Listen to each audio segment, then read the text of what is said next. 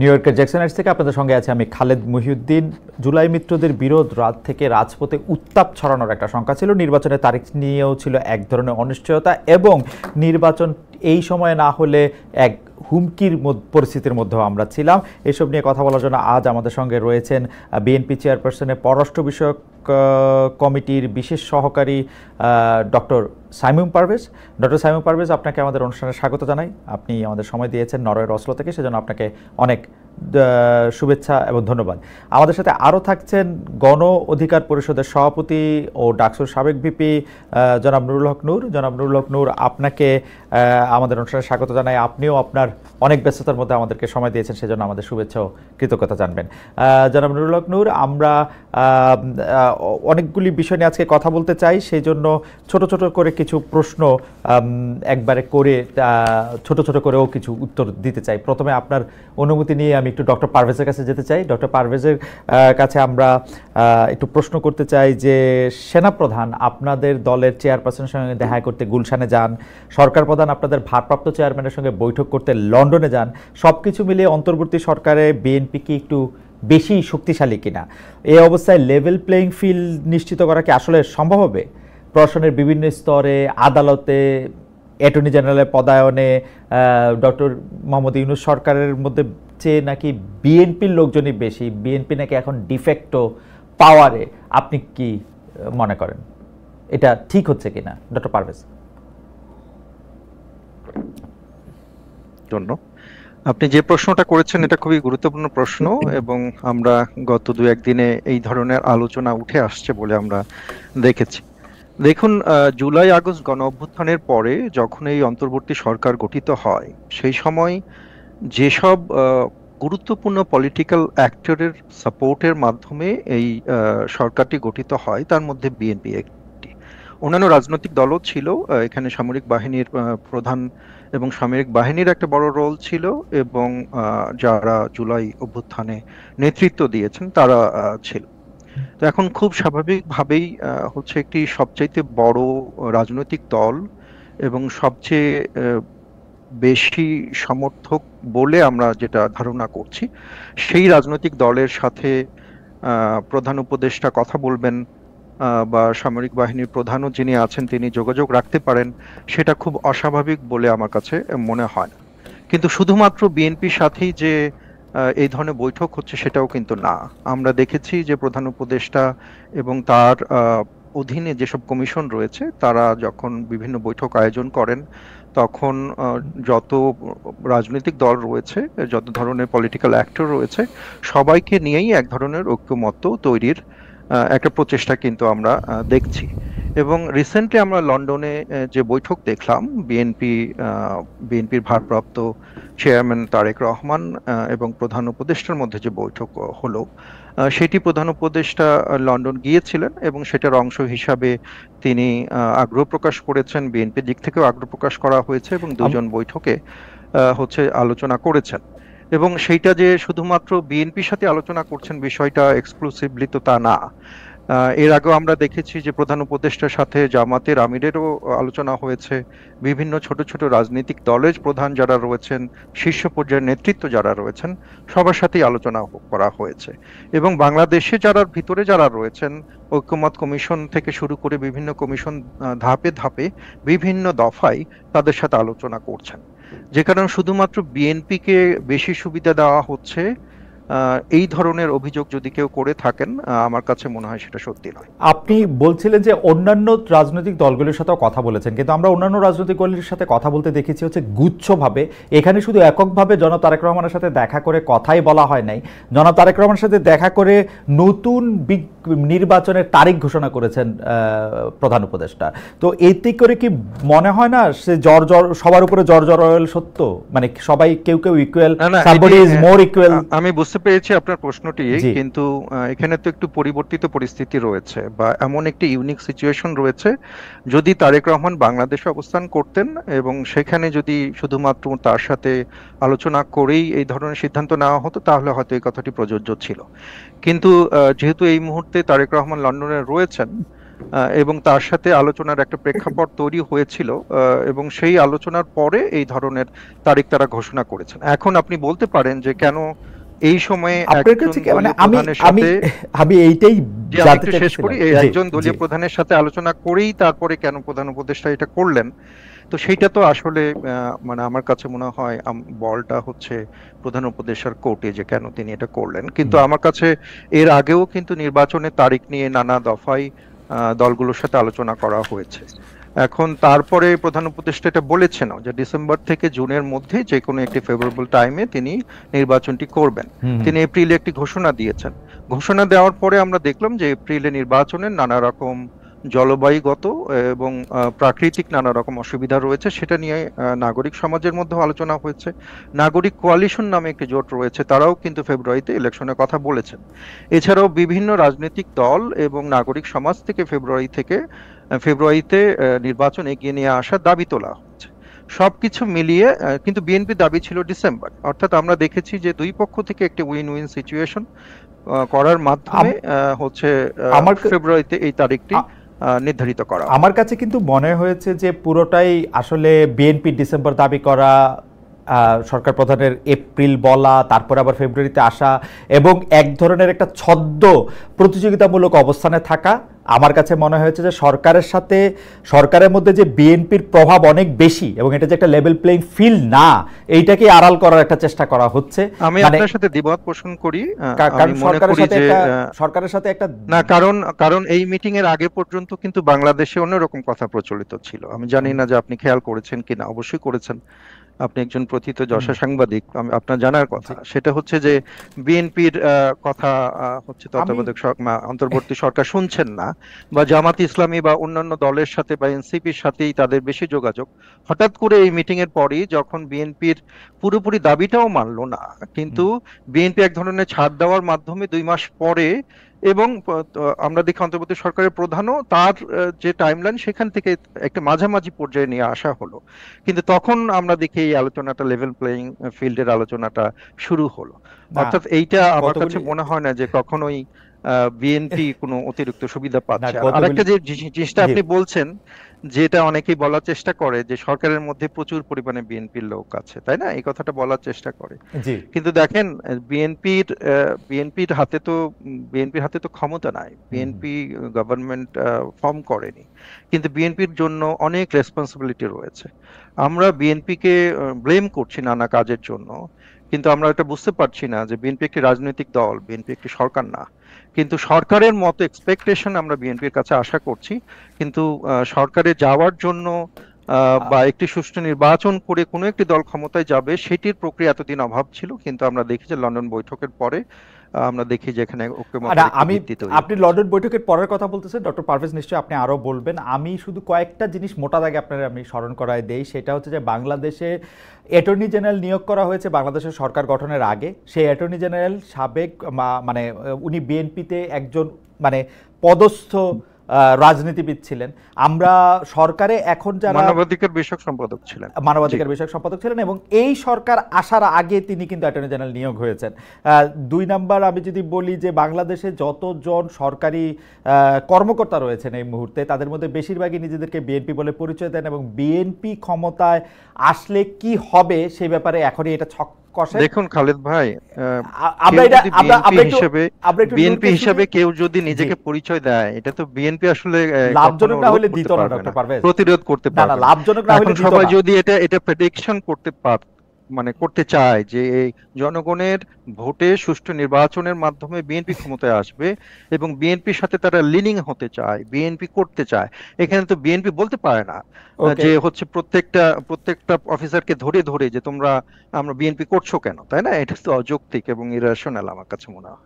আচ্ছা ঠিক আছে, আমি আসবো আবার আপনার কাছে ডক্টর পারভেজ। তবে আমার কাছে মনে হয় যে ডিফেক্টো বিএনপি ক্ষমতায়, আমি আইন আদালত এবং বিচারের জায়গায় আসতেছিলাম যে সময় এই সরকার ক্ষমতায় আসছে, বিএনপি নেতাদের মামলাগুলি, বিশেষ করে বেগম খালেদা জিয়ার মামলাটি তা সেই দিনই তুলে নেওয়া হয়েছে। তারেক রহমান সাহেব সবগুলি মামলায় ইন এবসেন্সিয়া মুক্তি সেটা পেয়েছে। কি শুধু বিএনপির মামলায় তুলে দেওয়া হয়েছে, নাকি প্রো ডেমোক্রেসি বা গণতান্ত্রিক আন্দোলনের যত কর্মীরা ছিলেন যত নেতারা ছিলেন তাদের বিরুদ্ধে যে মিথ্যা মামলা দায়ের করা নট হয়েছে সেগুলো না, একে সবগুলি একে না, তুলে সবগুলি দেওয়া না, হয়েছে, তাই না? না, সবগুলো না, বিএনপির গুলি মধ্যে বেশি, তৃণমূল বেশি করা লেভেলের হয়েছে। অনেকেই হচ্ছে এখনো মামলা তোলা হয়নি বা আস্তে আস্তে প্রক্রিয়াগতভাবে আচ্ছা। তুলছে। বিএনপির মধ্যে তো বেশি হবেই খালেদ ভাই, হুম। কারণ বিএনপি তো সবচাইতে বেশি মামলা দায়ের হয়েছে বিএনপির বিরুদ্ধে, অর্থাৎ বিএনপিরই তো সবচেয়ে বেশি মামলা না, তুলে যাই ধরা হোক, হবে, মানে এই তাই না? মামলাগুলি কিন্তু সংখ্যাগতভাবে তো সেটাই হওয়ার কথা। ট্রায়াল করে প্রসেস মতো উঠে নাই। আমি জনাব তারেক রহমানেরটাই বলি, ইন অ্যাবসেন্সিয়া ও গত আদালতে তার সুবিচার পান নাই বলে ইন অ্যাবসেন্সিয়া এই আদালতও তাকে মানে খালাস করে দিয়েছেন, মুক্ত করে দিয়েছেন। তার আদালত বিচার প্রক্রিয়া বিষয়ক আমি মন্তব্য করতে চাই না, কিন্তু আমার কাছে মনে হয় যে এর আগে যে মামলাগুলো করা হয়েছে সেগুলো রাজনৈতিক উদ্দেশ্য প্রণোদিত মামলা, এবং আমার কাছে মনে হয় সেই মেরিট দেখেই হচ্ছে আদালত সিদ্ধান্ত নিয়েছে। সেটা প্রসিডিউরাল ভাবেও করা যেত। যাই হোক, হাওয়ার আসছি আমি আপনার কাছে, আমি জনাব নুরুল হক নূর আপনার কাছে যেতে চাই।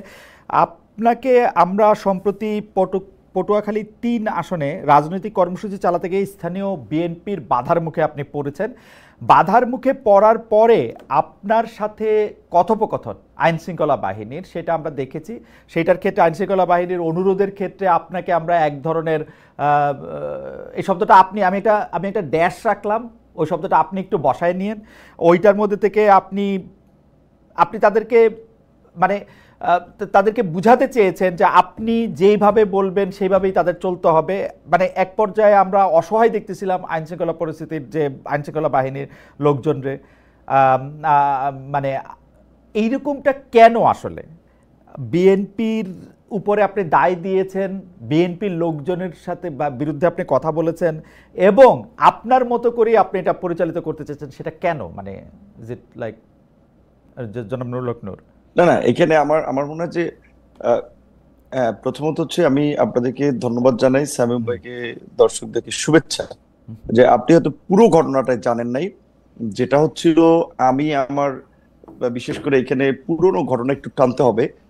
বিএনপি তার মিত্রদের মধ্যে 6 জন জাতীয় নেতার এলাকায় চিঠি দিয়েছে বিএনপির স্থানীয় বিএনপিকে, তাদের এলাকায় তাদেরকে সহযোগিতা করার জন্য। যদি এটা অফিসিয়ালি আলাপ আলোচনার মাধ্যমে আমাদের সাথে হয় নাই, তো আমি লক্ষ্য করেছি যে সেই চিঠি দেওয়ার পর থেকেই, বিশেষ করে গত বছর এই 5ই আগস্টের পরে সেপ্টেম্বরে যখন আমি এলাকায় যাই, প্রথমে আমার জেলায় একটা প্রোগ্রাম ছিল সম্ভবত সেপ্টেম্বরের শুরুতে, সেই সমাবেশে আসার পথেই আমার লোকজনের গাড়ি ভাঙচুর করে সেখানকার বিএনপির আপনার স্থানীয়ভাবে মনোনয়ন প্রত্যাশী ঢাকা বিশ্ববিদ্যালয়ের ছাত্র দলের সাবেক সভাপতি জনাব হাসান মামুন সেই গত বছরের সেপ্টেম্বর থেকে শুরু করেছেন। রোজার ঈদে যখন আমি 10 মিনিট আমার আসন 2টা উপজেলা নিয়ে গঠিত, গলাচিপা 10 মিনিট একটা ফুটবল খেলায় আমি অতিথি হিসেবে গিয়েছিলাম। সেই খেলার মঞ্চ আগের রাতে ভেঙে দিয়েছেন। আমি সেটি বিএনপির স্থায়ী কমিটির 2 জন হওয়ার পরেই আমার বেশ কয়েকজন লোকজনকে আমি স্পটে থাকা অবস্থায় হামলা করেছে। এবং সেদিন যে আপনারা ঘটনাটি সোশ্যাল মিডিয়াতে দেখেছিলেন, আমি গিয়েছিলাম, বিএনপিরই সাবেক এক নেতা, তিনি মৃত্যুবরণ করেছেন, শেষে আমার সাথে কাজ করেছেন, তো তার একটা স্মরণ সভায়, সেই স্মরণ সভা থেকে ফেরার পথে সেখানে প্রায় আপনার 3 কিলোমিটার রাস্তায় মাঝখানে কিছু বাজার আছে, বাজারে জনাব হাসান মামুনের সমর্থিত লোকেরা রাস্তায় গাছ ফেলে রামদা, বগি, চাপাতি, অস্ত্র সহ অবস্থান নিয়েছেন, যে তারা এখানে গিলে আমাকে হত্যা করবেন বা আমার লোকজনের উপরে অ্যাটাক চালাবেন।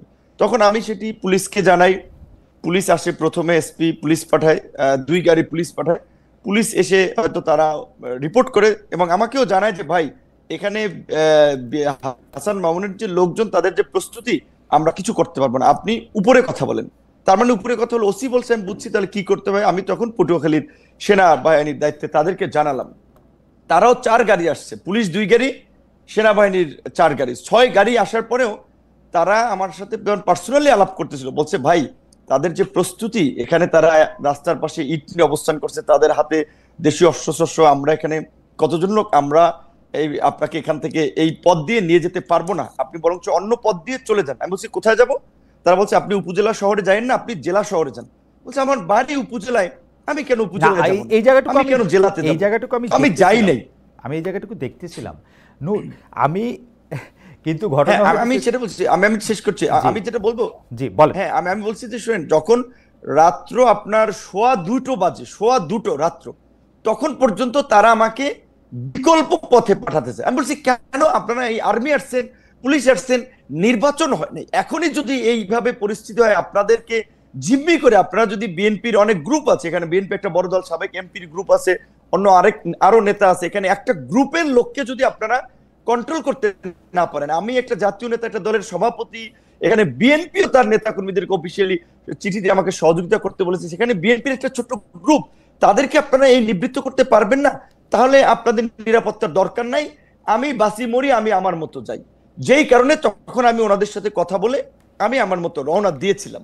তো যাই হোক, মাঝপথে আবার আমাকে প্রশাসনের কর্মকর্তারা ফোন দিয়েছে, ভাই আপনি চাইেন না আপনার নিরাপত্তা আগে, আপনার কিছু হয়ে গেলে সেটা পরে আপনি ধৈর্য ধরেন। তখন আমি একটু ছোট দিয়েছিলাম। আমি একটু ছোট করে বলি নূর, এইটা তো আপনি জাতীয় নেতা, আপনি একটা জায়গায় যাইতে চাইতেছেন, আপনি প্রশাসন এবং আইন শৃঙ্খলা বাহিনীর সাহায্য চাইছেন, প্রশাসন এবং আইন শৃঙ্খলা বাহিনীর সাহায্য, ওরা এসে দেখছে যে অনেকগুলি এখানে লোক সমাগম আছে এবং তারা যদি আপনাকে সেখানে এসকর্ট করে নিয়ে যাইতে হইতো বা তারা আপনার সঙ্গে যাইতে হইতো, তাহলে হয়তো অনেক হানাহানি হতাহতের ঘটনা ঘটতে পারতো। সেইটা এড়ানোর জন্য তারা আপনাকে খুবই বিনীতভাবে অনুরোধ করছে যে আপনি ঘুরে এই রুটটা আপনি এই মুহূর্তে ব্যবহার করেন না। এইটা আপনি তখন আমাকে জেলা উপজেলা শহর থেকে ছেড়ে জেলা যেতে বলছে, আমার উপজেলা থেকে ওই পথটা ব্যবহার করতে না বলছে, ওই পথটা আমি কেন পালিয়ে যাব? ওই পথটা ব্যবহার করতে আমার উপজেলা শহর থেকে আমি পালিয়ে জেলায় যাব? আপনার কাছে কি মনে হয়, আপনি আর্মি পুলিশের কাছে, জনাব নূর, আপনি কি আর্মি বা পুলিশের কাছে এই দাবি জানাতে চাইছিলেন যে আপনি ওইখান দিয়েই যাবেন এবং দরকার হলে 10টা 20টা 50টা গুলি করে মেরে তারপরেও যাবেন? মানে এই গত সরকারের আমলে হাসিনা সরকার যা করেছে। না, এখানে তো মারামারির তো কোনো কেস হয় না। ওনারা যদি জাস্ট সিম্পল ভাবে যদি ওদের সাথে কথা বলে বলতো যে এখানে তারা যাবে, আপনারা এখানে পথটা ছেড়ে দেন, কারণ আমার তো রোধ করার তাদের অধিকার নাই। আপনার কাছে একজন আপনি সন্ত্রাসীর কাছে পরাজয় বরণ করবেন, তারা আপনার রাস্তাঘাট অবরোধ করে কেন? আমি কি কাউকে মার্ডার করেছি? আমি কি সেখানে চাঁদাবাজি করতে গেছি? আমি একটা রাজনৈতিক কর্মসূচিতে গেছি, সেখানে কেন তারা আমাকে অবরোধ করবে? এটাই তো তাদের অপরাধ। আপনার কাছে কি মনে হয়েছে তারা কেন কথা বলে তাদেরকে রাস্তা থেকে সরিয়ে দেন নাই? এখানে আমি যতদূর জানতে পেরেছি তারা বলেছে ডিসি সাহেবের অনুমতি নাই। যেটা আমি বলছিলাম, এখানে জনাব হাসান মামুন ছাত্র দলের নেতা ছিলেন, ডিসি হচ্ছে তার কর্মী ছিলেন বোধহয়, এবং জনাব হাসান মামুনের ওয়াইফ একজন ডিসি, তিনি বগুড়াতে বর্তমানে ডিসি আছেন। তো তাদের কলিগ, সেই সুবাদে ডিসি সাহেব, আমি এর আগেও গত ঈদের সময় আমি এটা এই কমিটির সাথে যারা কাজ করে তাদেরকে অভিযোগ করেছিলাম। আমি সার্কিট হাউসে ছিলাম, আমি একটু বলি, আমি সার্কিট হাউসে ছিলাম, আমার রুমের কথোপকথন গোপনে ভিডিও করে ডিসি হাসান মামুনের কাছে পাঠিয়েছি। ডিসি সাহেব অনুমতি না দেওয়ায় পুলিশ ওখান থেকে আমাকে, তারা উপজেলা শহর থেকে ছেড়ে আমাকে জেলা শহরে চলে যেতে বলছে, যে এলাকায় তখন একটা বার্তা ছড়াবে যে বিপিনুর পালিয়ে গিয়েছে বা হাসান মামুনের কর্মীরা তোপের মুখে এলাকায় থাকতে পারেনি। আমি এটা তো করতে পারি না, আমার একটা ব্যক্তিগত রাজনৈতিক অবস্থান আছে না। রাইট, এটা তো ভয়ঙ্কর অভিযোগ। মানে আপনি কি মনে করেন যে একজন মানে বর্তমানে যিনি চেয়ারে বসে আছেন, কর্মরত জেলা প্রশাসক, আপনাকে সার্কিট হাউসের রুমে আপনার অজান্তে ভিডিও করে সেটি আবার আরেকজন রাজনীতিবিদের কাছে দিয়েছেন, এই অভিযোগ আপনি করছেন, তো ভয়াবহ অভিযোগ। কিন্তু আমার প্রশ্ন হচ্ছে যে আপনি কি এখনো মনে করেন যে রেজওয়ানা আপনি আসিফ নজরুল স্যার, উপদেষ্টা আসিফ নজরুল, রেজওয়ানা, সালেউদ্দিন সাহেব, 3 উপদেষ্টা, জনপ্রশাসক মোখলেস সাহেবকে আমি গত ঈদে, ক্যাবিনেট সেক্রেটারিকে, সবাইকে আমি অবহিত করেছি বিষয়টি। এবং এই ডিসির মূলত আশকারাতি, তারা আমাকে এলাকায় একটা অপদস্থ করতে চেয়েছে, রাজনৈতিকভাবে আমাকে পরাজিত করতে চেয়েছে, মানুষের কাছে ছোট করতে চেয়েছে, এবং এর সাথে ডিসির একটা ইনভলভমেন্ট আছে, যেই কারণে তখন আমি প্রশাসনের আরো উপরে কথা বলেছি যে আমাকে যেন এইখান থেকে যাওয়ার একটা ব্যবস্থা করে দেয়। আমি কেন আমার উপজেলা শহর ছেড়ে আমি জেলা? আমি বুঝতে পারছি। তার মানে কি এই যে এই পাওয়ার গেমটা চলতেছে, আপনি কি মনে করেন যে হাসান মামুন সাহেব যার বিরুদ্ধে আপনি অভিযোগ করছেন, উনি কি বিএনপির হয়ে এই পাওয়ার প্র্যাকটিস করছেন, নাকি উনার নিজস্ব যোগাযোগের মাধ্যমে, উনার স্ত্রীর কথা বললেন, অন্য যোগাযোগের কথা বললেন, এটা কি বিএনপির কে আপনি অ্যাকিউজ করছেন? এখন যেহেতু ধরেন, এটা আপনি জানেন, বিএনপি আওয়ামী লীগের মতো দলগুলোতে পদে থাকলে নেতার পিছে মৌমাছির চাকের মতো লোক থাকে, পদে না থাকলে 5 জন লোক তার পিছনে হাঁটে না। তো তিনি যে কেন্দ্রীয় নির্বাহী কমিটির সদস্য, সেই সুবাদে তিনি মনোনয়ন চান, এলাকায় একটা গ্রুপ তার পক্ষে আছে, তো স্বাভাবিকভাবে তিনি তার রাজনৈতিক পদবি ব্যবহার করি। এবং আমি আপনাকে এইটুকু বলি, এই ঘটনা ঘটবে এটা আমি যখন জানতে পারি, আমি দুপুরবেলা, আমি আপনার এখানে নাম না বললাম, বিএনপির একজন স্থায়ী কমিটির সদস্যকে জানিয়েছিলাম যে এলাকায় এই পরিস্থিতি ঘটবে এবং হতাহতের পরিস্থিতি ঘটতে পারে, কাজেই আপনারা তাকে থামান। আমি আমার এলাকায় প্রোগ্রাম করতে পারবো না, আওয়ামী লীগ আমলেও তো আমাকে এইভাবে বাধা দেয়নি। এমনকি ওই দিন সন্ধ্যায় চরবিশ্বাস আমার নিজের ইউনিয়ন, সেখানে বাজারের পাশাপাশি দুটো মিটিং হচ্ছিল, বিএনপির একটা মিটিং, আমাদের দলের একটা মিটিং, সেখানে চেয়ার সরাসরি হয়েছে, হাতাহাতি হয়েছে। সেইটি একটা মিথ্যা বিভ্রান্তি ছড়িয়েছে যে বিএনপির অফিসে গণ অধিকার পরিষদের লোকেরা ভাঙচুর করেছে। এই অভিযোগ তুলে গলাচিপা 10 মিনিট 2 উপজেলায় আমার 17টি অফিস ভাঙচুর করেছে, রামদা দিয়ে কুপিয়েছে, ব্যানার ফেস্টুন পোস্টার গুলো ছেড়েছে। আমি বিএনপির শীর্ষ নেতাদেরকে বলেছি আপনারা একটা নিরপেক্ষ তদন্ত করুন, কিন্তু দুঃখজনক এই গত কয়েকদিনও এখন পর্যন্ত একটা তদন্ত আমি দেখি নাই। এবং আপনার কাছে কি কিঞ্চিত মনে হয় জন্মুল নূর, আপনার কাছে কি কিঞ্চিত মনে হয় যে আপনার প্রতি যে বিএনপির ভালোবাসা সেটা একটু কমেছে? হ্যাঁ, হতে পারে, কারণ ধরেন বিএনপি আওয়ামী লীগের মতো বড় দলগুলোতে আওয়ামী লীগের সময় দেখেছেন না, একদিকে নৌকা একজনকে দিয়েছে, আবার স্বতন্ত্র আরেকজনকে ডামি ক্যান্ডিডেট দাঁড় করিয়ে দিয়েছে যে তুমি যদি জয়লাভ করে আসতে পারো তাহলে ঘরের ছেলে আমরা ওয়েলকাম। এখন একদিকে হ্যাঁ রাজনৈতিক মিত্রতার জায়গা থেকে হয়তো বিএনপি আমাকে এই আসনে তারা সহযোগিতা করার কথা বলেছে, আবার দিকে তাদের দলীয় ক্যান্ডিডেটও মাঠে নামিয়ে আমাকে একটা বেইজ্জতি করার জন্য, লাঞ্ছিত করার জন্য বা হামলা মামলা করার একটা পরিবেশ তৈরি করেছে। এবং আমি যতদূর জানি এটা একটা লোকাল এখানে বড় ধরনের একটা গ্রুপ এবং কেন্দ্রীয় কেউ তাকে সাপোর্ট দিচ্ছে। তো এবং এটা বিএনপির, আমি এইটুকু বলবো, টপ লিডার থেকে শুরু করে সবাই জানে। তো গত বছরের সেপ্টেম্বর থেকে এই পরিস্থিতি চলছে, সেহেতু তারা তো কোনো পদক্ষেপ নেয় নাই, তাহলে তো অবশ্যই এটা বোঝাচ্ছে যে বিএনপির কোনো অংশের সিগন্যাল ওইদিকে আছে, এটা তো বাস্তব। এটা এই পর্যায়ে এইটা আমাদের শেষ মন্তব্য। আমাদের কয়েকজন দর্শক এরকম মন্তব্য করছেন যে আপনি কখনো অন্তর্বর্তী সরকারের প্রশংসা করছেন, কখনো কঠোর সমালোচনা করেছেন, বিএনপির বিরুদ্ধেও আপনার অবস্থান এক এক সময় এক এক রকম হচ্ছে। সেটা কি আপনার রাজনৈতিক সুবিধাটাই এখানে আপনি প্রধান বিবেচনায় নিতেছেন?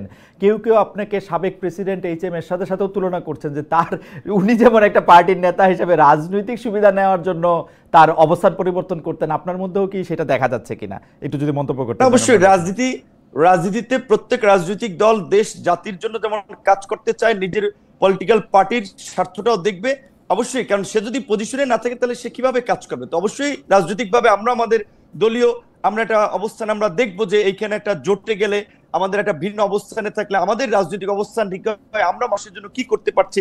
আমরা শুরুর দিকে এই সরকারকে বলছিলাম যে এই সরকার 2 বছরের জন্য একটা জাতীয় সরকার করেন, 2 বছরের জন্য, তারা করে নাই, যেই কারণে আমরা পরবর্তীতে সরকারকে সেই 2 বছরের জন্য সাপোর্ট দেই নাই। আমরা বলেছিলাম যে আপনার নির্বাচনের প্রশ্নে জাতীয় ঐক্যমত্যের ভিত্তিতে একটা নির্বাচনী রোড ম্যাপ দেন, অনেকদিন ধরে সেটা দেয় নাই, যেই কারণে বিএনপির সাথে যেহেতু আমরা যুগপৎ আন্দোলন করেছি এবং আপনারা দেখেছেন আমার রাজপথের গত 7-8 বছরের ভূমিকা অনেক প্রবীণ রাজনীতিবিদরা 70 বছরেও এই দেশে ছিল না, এইটুকু আমরা চ্যালেঞ্জ দিয়ে বলতে পারবো। সেইখানে আমরা বিএনপির সাথে যেহেতু ছিলাম, যুগপৎ আন্দোলন করেছিলাম, বিএনপির সাথে আলাপ আলোচনায় বিএনপি বলেছে দেশের বাস্তবতায় তারা ডিসেম্বরের মধ্যে নির্বাচন চায়। আমরা আমাদের দলীয় পজিশন ছেড়ে বিএনপির পজিশন নিয়ে আমরা ডিসেম্বরে নির্বাচনের জন্য সরকারের চাপ তৈরি করেছি। এবং এই যে লন্ডনের যে বৈঠক হয়েছে, অবশ্যই লন্ডনের বৈঠক আর যাই থাকুক, এইটা বাংলাদেশের এই উত্তপ্ত রাজনীতির মাঠে আমি মনে করি কিছুটা হলেও পানি ঢেলেছে বা উত্তপ্ত পরিস্থিতি ঠান্ডা করেছে এবং একটা অনিশ্চিত একটা আপনি বলবেন সংঘাত কিংবা একটা অনিশ্চিত যে রাজনৈতিক পরিস্থিতি ছিল সেটাতে কিছুটা হলেও একটা নিশ্চয়তার পরিবেশ তৈরি হয়েছে। এবং বিএনপি একটা বড় রাজনৈতিক দল, তার প্রধান সেখানে, তার সাথে ডক্টর ইউনূস সরকার প্রধান, তার সাথে মিটিং হওয়ার ফলে আমি মনে করি দেশের স্থিতিশীলতা, রাজনৈতিক পরিবেশ এবং আগামী নির্বাচনের ক্ষেত্রে একটা ভালো ফলাফল পাওয়া যাবে। সেই ক্ষেত্রে জনাব নূর, একটা কথা আপনি একটু মনে রাখেন তো, ধরেন যদি লন্ডনে বৈঠক না হইতো, ডক্টর মোহাম্মদ ইউনূস বলছিলেন যে এপ্রিলের প্রথম ভাগে ইলেকশন হবে, বিএনপি দাবি করছিল ডিসেম্বরে হবে, এখন এটা ফেব্রুয়ারিতে হবে, এই মানে প্র্যাকটিক্যালি তো ব্যবধানটা আসলে 2 মাসের বা 1.5 মাসের। এই 2 মাস বা 1.5 মাসের একটা সময়ের ব্যবধানের জন্য এত বড় উত্তপ্ত পরিস্থিতি সৃষ্টি হইতে হবে, সেইটাও বা কেন মনে হয়েছে? জনাব নূর, আমরা আপনার কাছে পরে আয়শা একবারে শুনি, একটু আমরা ডক্টর শামীম পারভেজের থেকে ঘুরে আসি। ডক্টর শামীম পারভেজ, আমি এই ব্যাপারটা নিয়ে আপনি আপনার মন্তব্য করেছেন আসলে কেন এটা হয়েছে। আমি অন্য একটা জায়গা থেকে একটা ব্যাপার আপনার দৃষ্টি আকর্ষণ করতে চাই। আপনি নিশ্চয়ই দেখেছেন যে এরকম কথাও হয়েছে যে লন্ডনে ডক্টর ইউনূস এবং জনাব তারেক রহমানের মধ্যে যে বৈঠক হয়েছে, এর একটা বড় কারণ হচ্ছে এই সরকারের নানা ব্যর্থতা, আমি বলবো না, কনফ্লিক্ট অফ ইন্টারেস্টের জায়গা থেকে সরকার অনেক কিছু করেছে যেটা আসলে সে পরে তার এটার একটা কনসিকুয়েন্স সামনে আসতে পারে, সেইটার থেকে তাকে দায় মুক্তি দেওয়ার জন্য নাকি একটা আলোচনা হয়েছে। কেউ যখন আবার এই কথাটা সামনে আসছে যে ডক্টর মোহাম্মদ ইউনূসকে কাজে লাগাতে চায় বিএনপি সরকার যদি তারা ক্ষমতায় আসে, কেউ কেউ বলতেছেন যে ডক্টর ইউনূসকে বিএনপি রাষ্ট্রপতি করার ব্যাপারটাও চিন্তাভাবনা করতেছে। এই ব্যাপারে আসলে আপনি কি বলেন? আসলে কি ওরকম কোনো দায়মুক্তির দরকার ছিল ডক্টর মোহাম্মদ ইউনূসের? অনেকেই বলতেছেন কিন্তু যে ডক্টর মোহাম্মদ ইউনূস এবং তার সরকারের, তার লোকজনের, মানে এটার কিছু প্রমাণও আমরা দেখতে পাই যে যেই 3 উপদেষ্টা পদত্যাগ দাবি করেছিল বিএনপি, 2 জন ছাত্র উপদেষ্টা এবং একজন উপদেষ্টা জনাব খলিলুর রহমান, সেই খলিলুর রহমান সাহেবকে কিন্তু আবার ডক্টর ইউনূস সাহেব পাশে রেখেছেন বিএনপির এই বৈঠকের জন্য। তো এইটা এরকম মনে হইতে পারে কিনা যে কোনো একটা নেগোসিয়েশন হইতেছে, আন্ডার দ্য টেবিল কোনো একটা ডিলিং হইতেছে? না, আমি আপনার সাথে একমত না এই বিষয়ে। আমার কাছে মনে হয় না যে আন্ডার দ্য টেবিল কোনো ডিলিংস এখানে হচ্ছে। বরং আমার কাছে যেটা মনে হয় যে অন্তর্বর্তী সরকার একটা দীর্ঘ সময় এক ধরনের সরকারের একটা অংশ ভুল পথে পরিচালিত হচ্ছিল। তারা হয়তো কোনোভাবে মনে করছিলেন বা কোনো অংশ দ্বারা তারা প্রভাবিত হয়েছিলেন যে একটা লম্বা সময় ধরে ক্ষমতায় থাকার প্রয়োজন রয়েছে। যদিও আমরা ডিসেম্বর থেকে জুনের একটা টাইমলাইন বারবার রিইটারেট করা হচ্ছিল, বারবার বলা হচ্ছিল, কিন্তু আমরা এই ধরনের একটা আশঙ্কা করছিলাম যে একটা দীর্ঘ সময় ক্ষমতায় থাকার এক ধরনের অভিপ্রায় রয়েছে।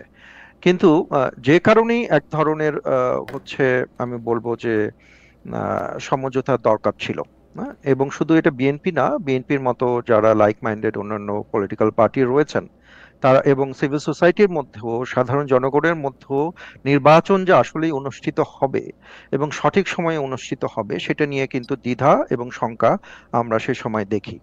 ইভেন আমি এক মাসের জন্য বাংলাদেশ গিয়েছিলাম, সে সময় সাধারণ মানুষের সাথে কথা বলে সেখানকার যারা একাডেমিশিয়ান রয়েছেন, বিভিন্ন সিভিল সোসাইটি মেম্বার রয়েছেন, তাদের সাথে কথা বলে আমার তখনও মনে হয়েছে যে তাদের মধ্যে দ্বিধা রয়েছে যে আসলেই নির্বাচন এই যে নির্ধারিত টাইম ফ্রেম সেই টাইম ফ্রেমের মধ্যে হবে কিনা।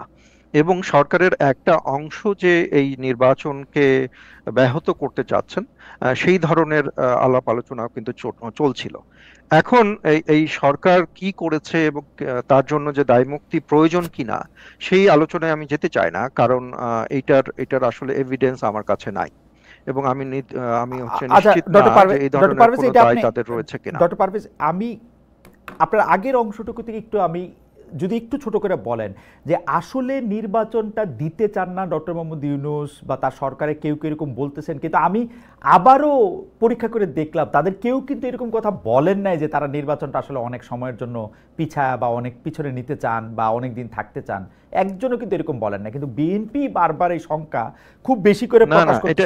এটা অবশ্যই এটা বিএনপি বারবার বলবে কেন? এটা বিএনপি বলার পিছনে তো কোনো কারণ রয়েছে। হঠাৎ করে ফেব্রুয়ারিতে বা এপ্রিলে নির্বাচন দেওয়ার পরে এবং এপ্রিলের পরে ফেব্রুয়ারিতে আসার পরে তো বিএনপি এখন তো বলছে না। কারণ বিএনপি বারবার যেটা বলছে যে আমাদের নির্দিষ্ট করে একটি তারিখ দেন, এবং সেই সময় যেটা বলেছিল যে একটা নির্দিষ্ট তারিখ দিলে সেই অনুযায়ী আমরা নির্বাচনের পথে আমরা যাব। কিন্তু সেই সময় আমরা দেখি যে বাংলাদেশে একটা ক্যাম্পেইন চালু হলো, যেটা হচ্ছে 5 ইয়ার্স ক্যাম্পেইন বলা হয়। আপনি বলতে পারেন, যুক্তি দিতে পারেন যে সরকারের মধ্যে কেউ তো সরাসরি এটা বলেনি, কিন্তু আমরা সামাজিক যোগাযোগ মাধ্যমে আমরা দেখেছি যে একটা বড় ধরনের ক্যাম্পেইন হয়েছে এবং হচ্ছে আমরা দেখেছি এনসিপির অনেক নেতা এবং এনসিপির সাথে অ্যাফিলিয়েটেড অনেক জায়গা এবং জামাত ইসলামের সাথে অ্যাফিলিয়েটেড অনেক পেজ কিন্তু সেগুলো প্রমোটও করেছে। এ নিয়ে ফ্যাক্ট চেকিং দু একটা অর্গানাইজেশনের কিন্তু রিপোর্টও রয়েছে, যে কারণে বিএনপির মধ্যে এই ধরনের দ্বিধা ছিল। এবং আপনি যখন একটা বড় টাইম ফ্রেম দিয়ে দিবেন এবং সেই টাইম ফ্রেমের মধ্যে নির্দিষ্ট তারিখ থাকবে না যে কবে হচ্ছে তফসিল ঘোষণা করা হবে, কবে মনোনয়ন দেওয়ার শেষ তারিখ হবে, কবে নির্বাচন হবে, এই যে একটা রোড ম্যাপ, এই রোড ম্যাপের কিন্তু আমরা কোনো প্রস্তুতি দেখিনি। এবং সেই সাথে সাথেও হচ্ছে নির্বাচন কমিশনও যে হচ্ছে ব্যালট পেপার ঠিক করবে, ভোটার তালিকা ফাইনাল করবে ইত্যাদি কিন্তু প্রস্তুতিও কিন্তু আমরা সেই সময় দেখছিলাম না। তো যে কারণে আমার কাছে মনে হয় যে এই শঙ্কা শুধুমাত্র যে রাজনৈতিক দল হিসেবে বিএনপির মধ্যে ছিল সেটা না, সেই সাথে সাথে জনগণের মধ্যেও কিন্তু এই শঙ্কা ছিল। এখন ফেব্রুয়ারিতে যে কথা বলা হয়েছে, সেইটা বলার পরে আমার কাছে মনে হয় যে আচ্ছা, বাংলাদেশে আপনি যে বলছেন যে এরকম একটা শঙ্কার, নির্বাচনে একটা অস্থিতিশীলতা ছিল আপনার মনে হচ্ছে যে একটা সেটা শঙ্কার, কেটে গেছে। আপনার মনে হচ্ছে যে একটা শঙ্কার কারণ ছিল। আচ্ছা, এই দুইটা প্রশ্ন একটু আপনাকে করে রাখি। একটা হচ্ছে অর্থনীতি সংক্রান্ত, যে বারবারই আসলে এই কথাটা সামনে আসছে যে জনাব তারেক রহমান লন্ডনে বসবাস করেছেন গত 15 বছর, এখনও লন্ডনে বসবাস করছেন। তার এই মানে এই খরচ বা বিএনপির এই নেতৃবৃন্দের যে ব্যয়, সেটা আসলে কোত্থেকে আসে, কিভাবে এটা আসা হচ্ছে।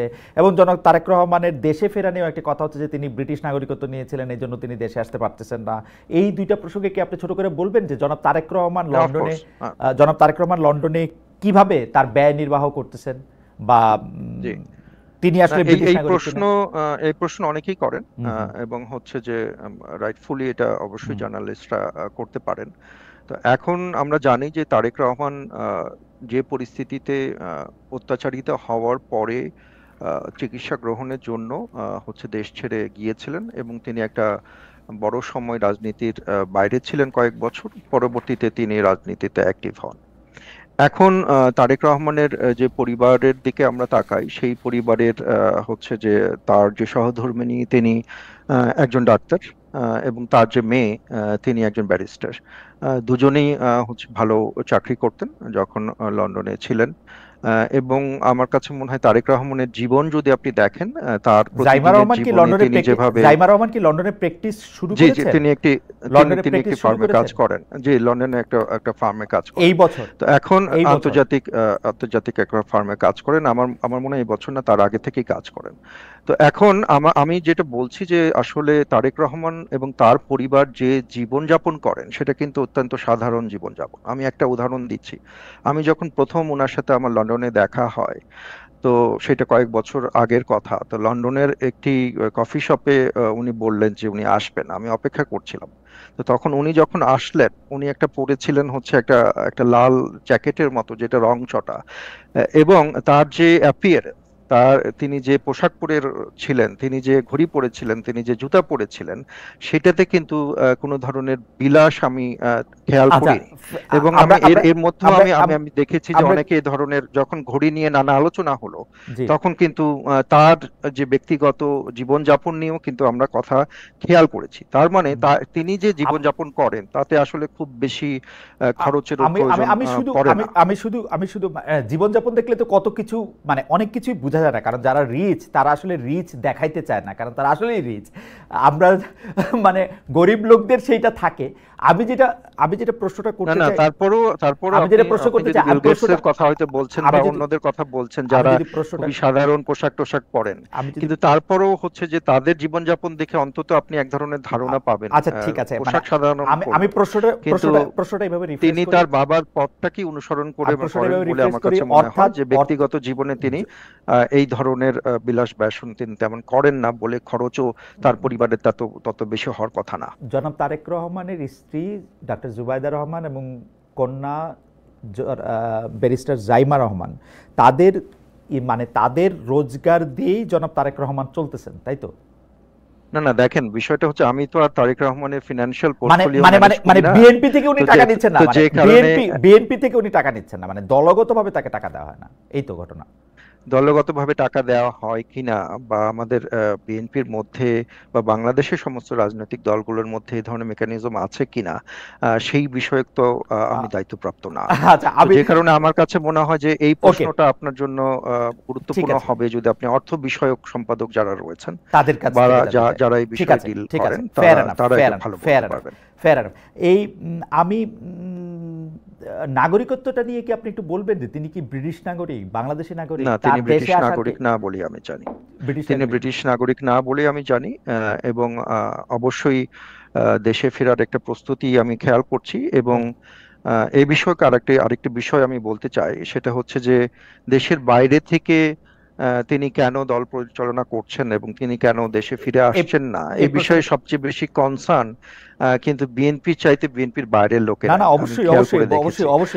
এবং আমি এটাও দেখেছি যে বিএনপির দেশের বাইরে থাকলেও তিনি কিন্তু তার সময়ের একটা বড় অংশ তিনি দল পরিচালনা করার না না জন্য সেটা ঠিক আছে, বিশেষ সেটা করে ঠিক আছে, সেটা ঠিক যতক্ষণ আছে। তিনি জেগে থাকেন হ্যাঁ, তিনি মিটিং এবং অন্যান্য কাজের জন্যই দেন। অতএব আমার এই মনে যে হয় ডিজিটাল আমার মনে মিডিয়া হয় নিয়ে আমরা যারা কাজ করি, এই ডিজিটাল মিডিয়ার যুগে এই প্রশ্নটা আমার কাছে খুব একটা রিলেভেন্টও মনে হয় না। কিছু তিনি কিছু সময় তিনি আপনার ইচ্ছা করলে ফিজিক্যাল প্রেজেন্স হয়তো জরুরি, রাইট, তিনি অবশ্যই কিছু কিছু আপনার ফিজিক্যাল প্রেজেন্স জরুরি, কিন্তু এই যে একটা মানে গ্লোবালাইজেশনের যে যুগ, ঘটনা হইতেছে যে কি সেই যুগে ডক্টর আপনি যদি পারভেজ, রাজনৈতিক ডক্টর দলকে পারভেজ, সঠিকভাবে ডক্টর পারভেজ, পরিচালনা করতে পারেন ডক্টর তাহলে পারভেজ, কিন্তু দূরে থাকলেও খুব একটা অসুবিধা ডক্টর হয় না। পারভেজ, এইটা প্রশ্নটা জরুরতের না, কিন্তু প্রশ্নটা হচ্ছে আমি বিদেশ থেকে এটা পরিচালনা করতে পারতেছি কি না সেইটারও না, কিন্তু আমার সুযোগ থাকলে, মৃত্যু ভয় না থাকলে আমি দেশে কেন যাব না? তার মানে আমি প্রেফার করতেছি লন্ডনে থাকতে, প্রেফার করতেছি লন্ডনে থাকতে টু বাংলাদেশ, কারণ আমি দেশ পরিচালনা যাবেন না বা দেশে আসছেন না, আসতেছেন না, বিষয় না, ফ্যাক্ট রিমেইন। আমার কাছে মনে হয় যে খুব শীঘ্রই উনি দেশে ফিরে আসবেন। সেই শীঘ্রইটা তো 10 মাস অলরেডি লেট। আচ্ছা যাই হোক, এইটা আপনি তার এমনি কোনো পলিটিক্যাল অ্যাসাইলাম এই জন্য তিনি দেশ ছাড়তে পারতেছেন না এরকম কোনো ঝামেলা যে নাই সেটা, বা তার ব্রিটিশ পাসপোর্ট তিনি আসবেন না ওরকম ঝামেলা যে নাই সেটা জানে আশ্বস্ত হইলাম আর কি। আমরা জনাব নূরের কাছে আসবো। না, এখানে আমি একটু নিশ্চিত করা উচিত আপনাকে, সেটা হচ্ছে যে আপনি ব্রিটিশ পাসপোর্টের কথা বলেছেন, সেই বিষয়ে আমি বলেছি যে উনি পলিটিক্যাল অ্যাসাইলামের ব্যাপারে আপনি বলেন না, কিন্তু সেই আইনগত বিষয়গুলো নিয়ে আমি আসলে রাইট অথরিটি না মন্তব্য করার জন্য। ঠিক আছে, থেকে জানতে চাইবো আপনি আগের প্রসঙ্গ ধরে মন্তব্য অবশ্যই করবেন, এবং পাশাপাশি আপনার বিরুদ্ধে সবচেয়ে বড় সমালোচনা কিন্তু যে মানে আপনার পেশা, আপনার আয় ব্যয়, গণ অধিকার পরিষদের কার্যক্রম পরিচালনা খরচ কে দেয়। আমরা জেনেছি যে গণ অধিকার পরিষদ কিন্তু বেশ কয়েকবার, 2বার 3বার ভাঙনের মুখে পড়েছে এইটির জায়গা থেকে। আপনার ব্যক্তিগত পারিবারিক জীবন জীবিকা কীভাবে চলছে সেটা আমরা একটু জানতে চাই। আপনার আয় ব্যয় নিয়ে সোশ্যাল মিডিয়ায় নানা রকম আলোচনা আপনি কেমনভাবে দেখেন? অনেকে আমাকে এই প্রশ্ন বারবার করেন, আমি কেন আপনাকে এই প্রশ্ন করি না, অথচ করেছি। কিন্তু অনেকে বলতে ছাত্রলীগের লোকেরা এইটা নিয়ে আমার উপরে খুব বেশিং করছিল যে আমি কেন আপনাকে জিজ্ঞেস করি নেই মোসাদের সাথে আপনার কি সম্পর্ক, আপনি আর কত বিদেশি লোকদের কাছ থেকে টাকা নেন, কি করেন সেটা আমাদের যদি একটু বলেন। জনাব নূর, আপনি স্মিত হাসছেন, আপনার হাসি মুখেই আমরা আগের অনেকগুলো প্রশ্ন হয় উত্তরটা খুব ক্লিয়ার আসে নাই, তো আমি সেটি বলছিলাম যে যেখানে যাই হোক সেদিন পরে ভোর রাতে আমি ওখান থেকে আর কি মুক্ত হই, এবং একেবারে আওয়ামী লীগ বিএনপির যেটা হয়তো ক্ষমতার পালাবদল হইলে প্রতিপক্ষের অফিস জ্বালিয়ে দেওয়া, কোপানো, ঠিক আমার 17টা অফিস সেটা ভাঙচুর করেছিল, 120 জন নেতাকর্মী আহত হয়েছিল, এটা বিএনপি নেতাকর্মীদের জানিয়েছে। এবং এর জন্য আমি বিএনপির যে আমার 2 উপজেলার সর্বস্তরের নেতাকর্মীরা আমার এগেইনস্টে ছিল, বিষয়টা এমন না, পরিষ্কার করেছি হাসান মামুনের রাজনীতি করে সেই অংশটা। আরেকটা কথা আপনি যেটা বলেছিলেন যে আমার রাজনৈতিক পজিশন একটু সরকারের পক্ষে কিংবা বিএনপির পক্ষে, দেখেন আমার নিজের অ্যানালাইসিস থেকে, আমার বুঝ ব্যবস্থা থেকে, আমার জ্ঞান থেকে আমি যেটা সঠিক মনে করি আমি সেই রণকৌশলে আমার অবস্থান নেই। সেটা তো আপনার কাছে ভুল মনে হতে পারে, আরেকজনের কাছে সঠিক মনে হতে পারে, বাট আমি তো এই প্রত্যেকের কথা চিন্তা করে তো আর আমার রাজনৈতিক অবস্থান আমি ঠিক করি না। আমি এই পর্যন্ত গত 7-8 বছরের মধ্যে আমার সামগ্রিক কার্যক্রম যদি দেশবাসী কিংবা আপনারা মূল্যায়ন করেন, তাতে তো আমার ত্যাগ, আমার সংগ্রাম, আমার আনকম্প্রোমাইজ ভূমিকা, এইটাকে তো আপনারা খাটো করতে পারবেন না। এবং এইটুকু আমি চ্যালেঞ্জ দিয়ে বলতে পারি যে আজকে যদি আমরা রাজনীতির মাঠে না আসতাম, যদি 2018 সালে কোটা সংস্কার আন্দোলন না করতাম, 2019 সালে ডাকসু নির্বাচনের মধ্যে দিয়ে আমরা যদি রাজনীতিতে না আসতাম, আজকের এই 24-এর গণ অভ্যুত্থান হতো না। গণ অভ্যুত্থান হতো আগে হতে পারতো, পরে হতে পারতো, এবং এই গণ অভ্যুত্থানে সাইমুম ভাই যেহেতু চেয়ারম্যানের নিকটের লোক, সে জানে হয়তো কিছুটা আমাদের কি ধরনের ইনভলভমেন্ট ছিল, যে কারণে কিন্তু 19শে জুলাই রাতে আমাকে গ্রেপ্তার করেছিল। এমনকি আপনারা দেখেছেন যেখানে গ্রেপ্তার অবস্থায় অনেকে ভয়ে মানে একেবারে পর্যদস্ত হয়ে যায়। আমরা এই প্রিজন ভ্যান থেকেও 1 আগস্ট লোকজনকে এনকারেজ করার জন্য বলেছি যে 90% পতন হয়ে গেছে, 10% ধাক্কা দিতে হবে। তো আমরা একেবারেই জীবনকে বাজি রেখেই রাজনীতির মাঠে নেমেছি। কাজে এখন সবাইকে সবসময় তুষ্ট করা আমার রাজনৈতিক কৌশল না, আমার রাজনৈতিক অবস্থানের কারণে। দেখুন যখন আওয়ামী লীগের আমলে আমরা রাজনীতি করেছি, আমাকে সমর্থন করেছে বিএনপি, জামাত, সবাইকে তো আপনি তুষ্ট করবেন না, কিন্তু নিজ দলের লোকদের তো তুষ্ট করবেন। একটু বলি, নিজ দলের লোকদের একটু বলি যে আমি যখন আওয়ামী লীগের আমলে যখন আওয়ামী বিরোধী রাজনীতি করেছি, সেখানে আমার দলের বাইরেও আমাকে বিএনপির লোকেরা সাপোর্ট করেছে, জামাতের লোকেরা, সমস্ত এনটি আওয়ামী লীগের লোকেরা। আর এখন তো আমার ধরেন আওয়ামী লীগ নাই, এখন বিএনপির রাজনীতি করছে, জামাতের রাজনীতি করছে, অন্যান্য দল তাদের রাজনীতি করছে। এখন তো একটা বড় মানে জায়গা থেকে সবাই যার যার দল গোছাতে প্রতিযোগিতায় লিপ্ত। কাজে এখন অনেকে তো মনে করছে তরুণ নেতৃত্ব হিসেবে ভিপি নূরকে বিতর্কিত করলে তাদের রাজনৈতিক অবস্থানটা শক্ত করা যাবে, তাদের পজিশনটা যেমন ধরেন এনসিপি এখন যারা তৈরি করছে, এদের অনেকেই তো আমার সাথে ছিল, আমার সাথে কাজ করেছে, আমার কর্মী ছিল, তারপরে তারা বড় জায়গায় গিয়েছে, আমি তাদেরকে স্যালুট করি, সম্মান করি, তারা আরো বড় জায়গায় যাবে। কিন্তু তারা তাদের রাজনৈতিক অনেকের হাতে করি তো আমার হাতে, এটা তো স্বীকার করতে হবে। হ্যাঁ, আমি ধরে রাখতে পারি না আমার অনেক কর্মীকে, নেতাকে, এটা একটা বাস্তবতা আছে।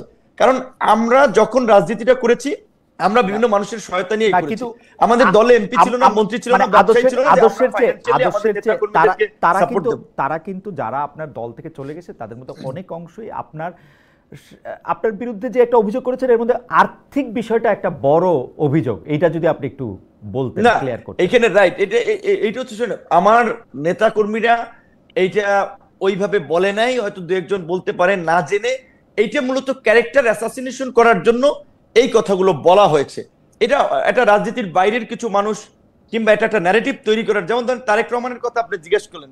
খালেদ ভাই, আপনি অনেক সিজন রাজনীতিবিদ, আপনি আমার যাই বলেন আপনাকে আমি সম্মান করি, আপনি আওয়ামী লীগের আমলেও বাংলাদেশ থেকে সাহসী সাংবাদিকতা করেছেন। তো দেখেন তারেক রহমান চলে কিভাবে, এই কোশ্চেনটা কেউ যদি জিজ্ঞাসা করে, আমি মনে করি এইটা আসলে খুবই অবিবেচকের প্রশ্ন এবং অবুঝ মানুষের মতো কথা। তারেক রহমান বাংলাদেশের সাবেক রাষ্ট্রপতির ছেলে, তারেক রহমান বাংলাদেশের একাধিকবার 3বারের প্রধানমন্ত্রীর ছেলে, তারেক রহমান একটা পার্টির আপনার সিনিয়র যুগ্ম মহাসচিব ছিলেন, এখানে তার তো নিজস্ব কিছু ব্যবসা বাণিজ্য ছিল, সে তো ফকির মিসকিনের ছেলে না, আমাদের মতো এরকম তো চরাঞ্চল থেকে উঠে আসা নিম্নবিত্ত পরিবারের সন্তান না, একেবারে সমাজের আপার ক্লাস এবং বাংলাদেশের মানে টপ ফ্যামিলির ছেলে বলতে গেলে। তাহলে তিনি আপনার তার ব্যবসা বাণিজ্য তো আছে কিছু, তার তো ওয়াইফ কিংবা মেয়ের ইনকামেও চলা লাগে না, আমি যেটা মনে করি। তাহলে এই কোশ্চেনটা করার অর্থ কি? তারেক রহমান বিতর্কিত করে, ওই যে দেশ থেকে মানুষ বলে। আমি বলছি জননুর, আপনি কি বলতে চাইছেন এই কোশ্চেনগুলি আমরা করব না? মানে সাবেক প্রেসিডেন্টের ছেলের জন্য কি, সাবেক প্রেসিডেন্টের ছেলের জন্য কি টাকা আসমান থেকে পড়ে?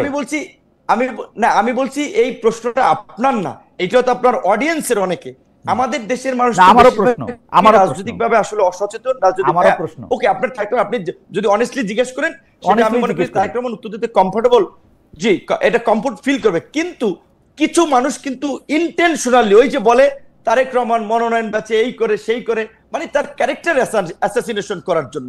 তো এই জন্য বলছি এটা তারেক রহমানের বেলায় না, ঠিক আমরাও এই একই ঘটনা ফেস করি। আমি আজকে আপনাকে এখানে লাইভে বলি যে আমি জার্মান অ্যাম্বাসেডর ছিলেন এখানে পিটার ফারেনহোল্টস, তিনি এই বর্তমান আকিম ট্রাস্টটা ওনার আগের অ্যাম্বাসেডর ছিল। প্রসঙ্গক্রমে উনি আমার সাথে পার্সোনালি খুব ভালো সম্পর্ক ছিল, একটা মিটিং এ প্রসঙ্গক্রমে বলছিল they are saying Tarique Rahman is connected with যে এই ইন্টারন্যাশনাল মাফিয়া গ্রুপ টুপ এরকম বলছিল। তখন আমি ওনাকে বুঝাইলাম যে দেখো এগুলো তো একটা ইন্ডিয়ান ন্যারেটিভ তারেক রহমানকে বিতর্কিত করার জন্য, কারণ বাংলাদেশের জাতীয়তাবাদের উনি ভবিষ্যতের ধারক বাহক, এবং এমনও বলছিল আর অনেক কথা বলছিল, এগুলো আমি এখানে বলতে পারছি না। আমি যদিও বিএনপি করি না, কিন্তু বিএনপির এই পক্ষে পজিশনটা আমরা নিয়েছি, কারণ আমরা মনে করি এটা তো আমাদের দেশের জন্য একটা ব্যাড বার্তা যে আমাদের দলের শীর্ষ। না সেটা ঠিক আছে, আপনার আয় ব্যয় পেশা নিয়ে যদি একটু বলতেন। জি জি রাইট রাইট, এই যে আমার আয়ের কথা। হ্যাঁ দেখেন, আমি 2 বছর ধরে আমি আয়কর দেই। তো এখন ধরেন আমি তো রাজনৈতিক দলের নেতা, আমি এটা ফেসবুকে দিয়ে বেড়াবো, ইউটিউবে দিয়ে বেড়াবো আমি এই খাতে আমি আয় করি, আমি এটা করি। তারপরও আমি বলি না, আমি তারপর জিজ্ঞেস করছি, আমি বলছি এটা যে আমি 2 বছর ধরে ট্যাক্স দেই,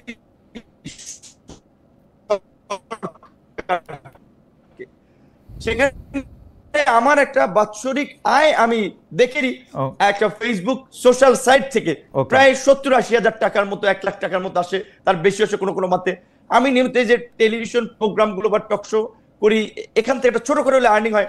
আমার নিজের মাসের আপনার ঘের যেটা রাজনৈতিক, আবার আপনি যেহেতু সিনিয়র সাংবাদিক ছিলেন আপনি জানেন রাজনীতিবিদরা ম্যাক্সিমামই মাসের ঘের আর কৃষি খাত দেখিয়ে ট্যাক্স ফাঁকি দেয়, কিন্তু আমি তো চরাঞ্চলের ছেলে, গ্রামের ছেলে, আমার রিয়াল মাসের প্রজেক্ট আছে, সেখানে আমার সেখানেও ছোটখাটো পরিসরে ব্যবসা বাণিজ্য আছে।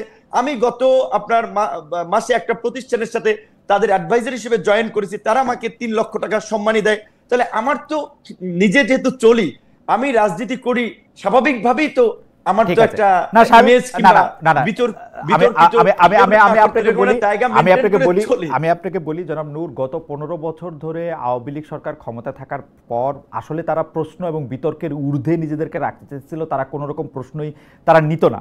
যেমন আমি একবার প্রশ্ন করেছিলাম যে গত সরকার, যেমন শেখ হাসিনার পরিবারে শেখ হাসিনার বাইরের আর যারা আছেন তাদের পেশা বা ব্যবসা কি, তাদের কিসের সাথে, মানে তারা কিসের সাথে জড়িত, মানে শুধু প্রধানমন্ত্রীর মেয়ে বা ছেলে, এই প্রশ্নটা করা একটা অস্বাভাবিক যে হ্যাঁ তাদের কাছে টাকা আসতেই থাকবে, ব্যাপারটা তো এরকম নাই হইতে পারে। তারাও এই ধরনের প্রশ্নে এই ধরনের কথাই বলতে চাইতো, এই ধরনের কথাই বলতে চাইতো। আমি শুধু এই জায়গাটার মধ্যে থেকে এটা না, আপনার এই প্রশ্ন আমি শুনেছি, আপনি ওই সময় শেখ পরিবারের লোকজনকে এই কোশ্চেনটা করেছেন, কিন্তু আমি বলছি যে এটা আপনার না, ধরেন আপনি টেলিভিশনের মাধ্যমে দর্শকদের জানাচ্ছেন, কিন্তু কিছু যেটা আমাদের দেশের মানুষ প্রতিনিয়ত এটা একটা মানে বিতর্ক করার জন্য এই সমস্ত রাজনীতিবিদদের সম্পর্কে আজীবন তুলবে।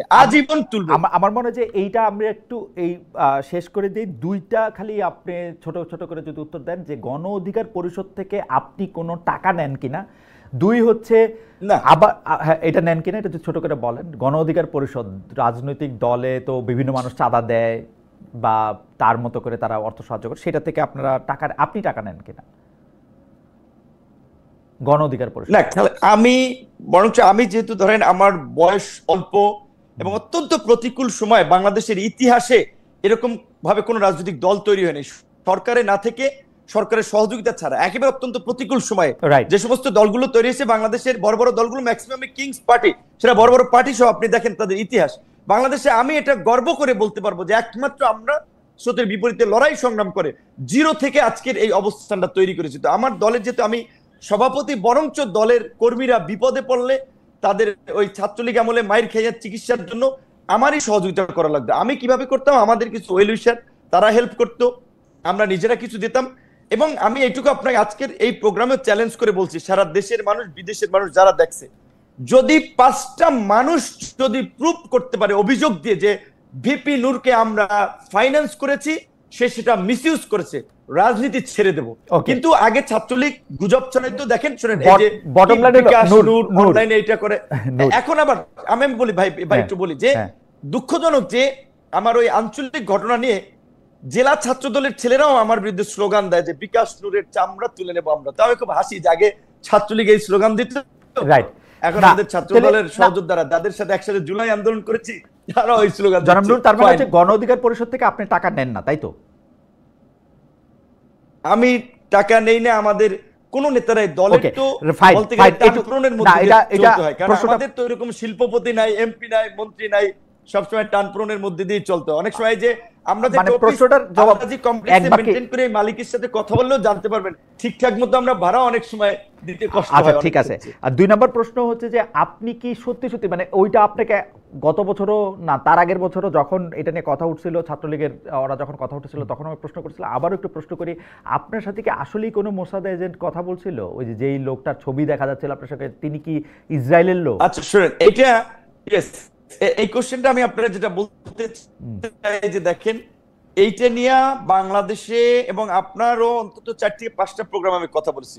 তো এইটা হচ্ছে ন্যারেটিভ এবং এইটা হচ্ছে মানুষকে আপনার হেয় করার কিংবা মানুষকে বিতর্কিত করার একটা রাস্তা। অর্থাৎ একটা ওই যে জার্মান ভাষাতে একটা প্রবাদ আছে, if you want to kill a dog first give a bad name, then তাকে কিল করো। সো ওই জায়গা থেকে যে একটা মানুষের চরিত্র হননের জন্য একটা নেতিবাচক কমেন্ট কিংবা নেতিবাচক ঘটনাকে বারবার সামনে নিয়ে আসা, আমরা এটা পরিষ্কার করেছি। সো এই বিষয় নিয়ে আমি তো, আপনি ধরেন এই সবাই মানে মানুষকে বিভ্রান্ত করতে চাইলে একই কথা ছড়াবে, আমি তো সেটা বলবো না। তো আমি এখানে একটা কথা বলতে চাই, আপনি যেটা সাইমুম ভাইকে বলেছিলেন, ওই প্রশ্নটা সাইমুম ভাই বা বলেন, আমি উত্তর দিতে পারতাম, যেটা আপনি বলছিলেন জর্জ অরওয়েলের একটা ঘটনা উদাহরণ দিয়ে যে all animals are equal but some are more equals than others.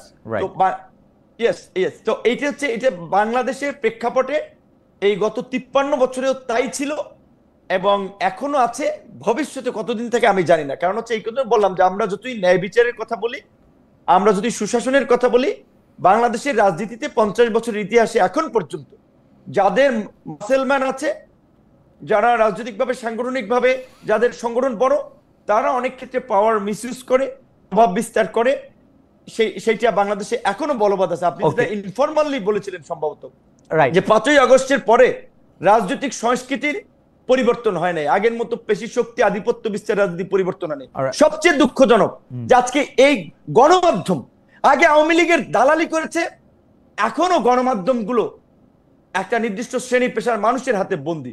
দুঃখ লাগে, কষ্ট হয়। রাজনীতির বাইরে এমপি মন্ত্রী হওয়ার জন্য তো জীবন দেয়, হাত ভাঙি নাই, পা ভাঙি নাই, মাজা ভাঙি নাই, কোমর ভাঙি নাই। জনাব নূর, এই আমরা নির্দিষ্ট বলছি, শ্রেণী পেশাকে আমি বলছি- বিএনপির লোক, বিএনপির প্রতি দুর্বল হয়েছে গণমাধ্যম, না কার প্রতি? সরকারের না, প্রতি? এখানে ধরেন এখন যেহেতু স্বাভাবিকভাবে এখন এনসিপির এক নেতা উপদেষ্টা আছে, তাদের প্রভাব আছে। বিএনপি একটা বড় রাজনৈতিক দল, তাদের শেল্টার ছাড়া তো চলতেই পারবে না আচ্ছা। ব্যবসায়ী কিংবা গণমাধ্যম, ঠিক তাদের আছে। প্রভাব আছে, আবার- জামাতের প্রভাব আছে। আবার আসবো আমি আমি একটু আমি একটু আপনার শেষ করি খালেদ, আমি জি। এটা শেষ করি 30 জি। সেকেন্ড। যে আমরা চেয়েছিলাম, যেটা আমরা বলি যে একটা স্বাধীন বিচার বিভাগ, একটা স্বাধীন গণমাধ্যম, একটা জনবান্ধব এবং জবাবদিহিতামূলক প্রশাসন। কিন্তু দুঃখজনক, গত 10 মাসে আপনি যেটা বলছিলেন যে কেন আমি পজিশন চেঞ্জ করি, এই সরকারকে আনকন্ডিশনাল সাপোর্ট দিয়েছিলাম, তারা 10 মাসে ওইভাবে আমাদের আকাঙ্ক্ষা তো পূরণ করতে পারে নাই।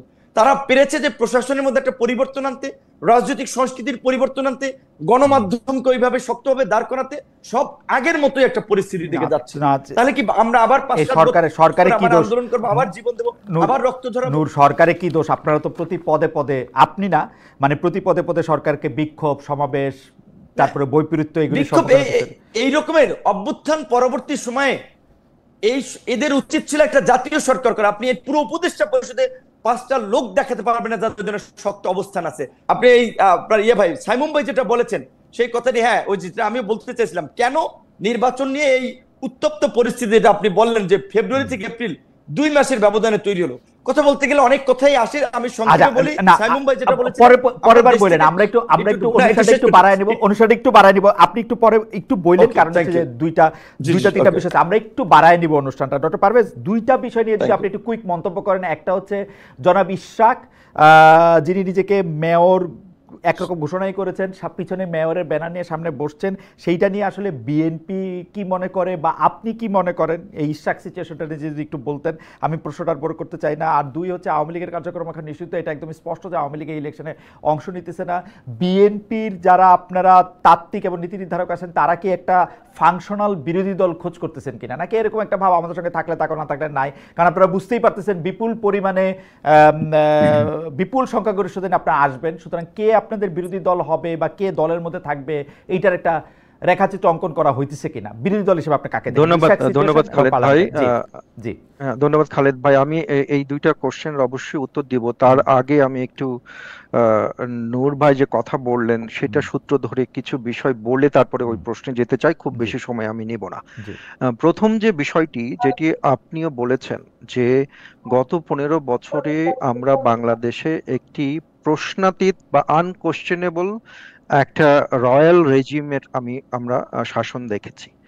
যে কারণে আমরা শেখ হাসিনার যে শাসনামল, সেই শাসনামলে শেখ হাসিনা এবং তার ফ্যামিলি, শেখ মুজিব থেকে শুরু করে তার ফ্যামিলি মেম্বার সবাইকে এক ধরনের পলিটিক্যাল ডেইটি বা রাজনৈতিক দেবত্ব আরোপ করা হয়েছিল তাদের চরিত্রের উপরে, যে কারণে তাদেরকে কোনো প্রশ্ন করা যেত না। কিন্তু বিএনপি অবশ্যই হচ্ছে যে সেই ধরনের কোনো ধরনের নীতি অনুসরণ করতে চায় না। এবং আপনারা দেখেছেন যে আমরা যে গণমাধ্যমের স্বাধীনতার কথা আমরা 31 দফায় বলেছি, ইভেন আমরা যখন বিএনপি শাসনামল ছিল তখনও কিন্তু অসংখ্য কার্টুন সমালোচনা বিএনপির বিরুদ্ধে করেছে, সেটার কিন্তু কোনো আইনগত ব্যবস্থা কখনো বিএনপি নেয়নি। বরং আমরা খুবই রিসেন্টলি আমরা দেখছি যে তারেক রহমানের বিরুদ্ধে এক ধরনের কার্টুন করার পরে কিন্তু তারেক রহমান সেটাকে উৎসাহিতই করেছেন। অর্থাৎ তারেক রহমান সম্পর্কিত, আমাদের যে ভারপ্রাপ্ত চেয়ারম্যান তারেক রহমানের জীবন সম্পর্কিত, তার সম্পর্কিত যত ধরনের প্রশ্ন আছে, সেই প্রশ্ন করতে কিন্তু তিনি স্বাগতই জানান। এবং ভবিষ্যতে যদি জনগণের সুষ্ঠু নির্বাচনের মাধ্যমে যদি আমরা একটি সরকার গঠন করতে পারি, তাহলে অবশ্যই সেই ধারাবাহিকতা আমরা বজায় রাখব। জি, আর একটা যে বিষয়, যেটা হচ্ছে এতক্ষণ ধরে হচ্ছে আমরা মাসুল পাওয়ারের কথা বললাম, এবং নূর ভাইও হচ্ছে বিভিন্ন সময় তার কথা বললেন। আমি নূর ভাইয়ের যে একটা গণতান্ত্রিক পথযাত্রায় তার একটা অবদান আছে, সেটার জন্য আমি তাকে ধন্যবাদ জানাই। কিন্তু আমরা দেখি যে যদি তার পরম্পরাগুলো দেখি, যে 20শে ফেব্রুয়ারি তিনি বলছেন যে এই মুহূর্তে জাতীয় নির্বাচনের পরিবেশ নাই, 25শে এপ্রিল তিনি বলছেন যে অনির্বাচিত সরকার বেশি দিন ক্ষমতায় থাকা আবার মঙ্গলজনক না, আবার তিনি 11 জুন বলছেন যে ডিসেম্বর থেকে জানুয়ারির মধ্যে নির্বাচন চায়। রাইট। তো এই যে হচ্ছে নানাভাবে তিনি পজিশন পরিবর্তন করছেন, সেটা মনে হয় একটা জায়গায় আসা এবং সেটা আদর্শ ভিত্তিক একটা জায়গায় স্টিক করাটাই তার জন্য ভালো হবে।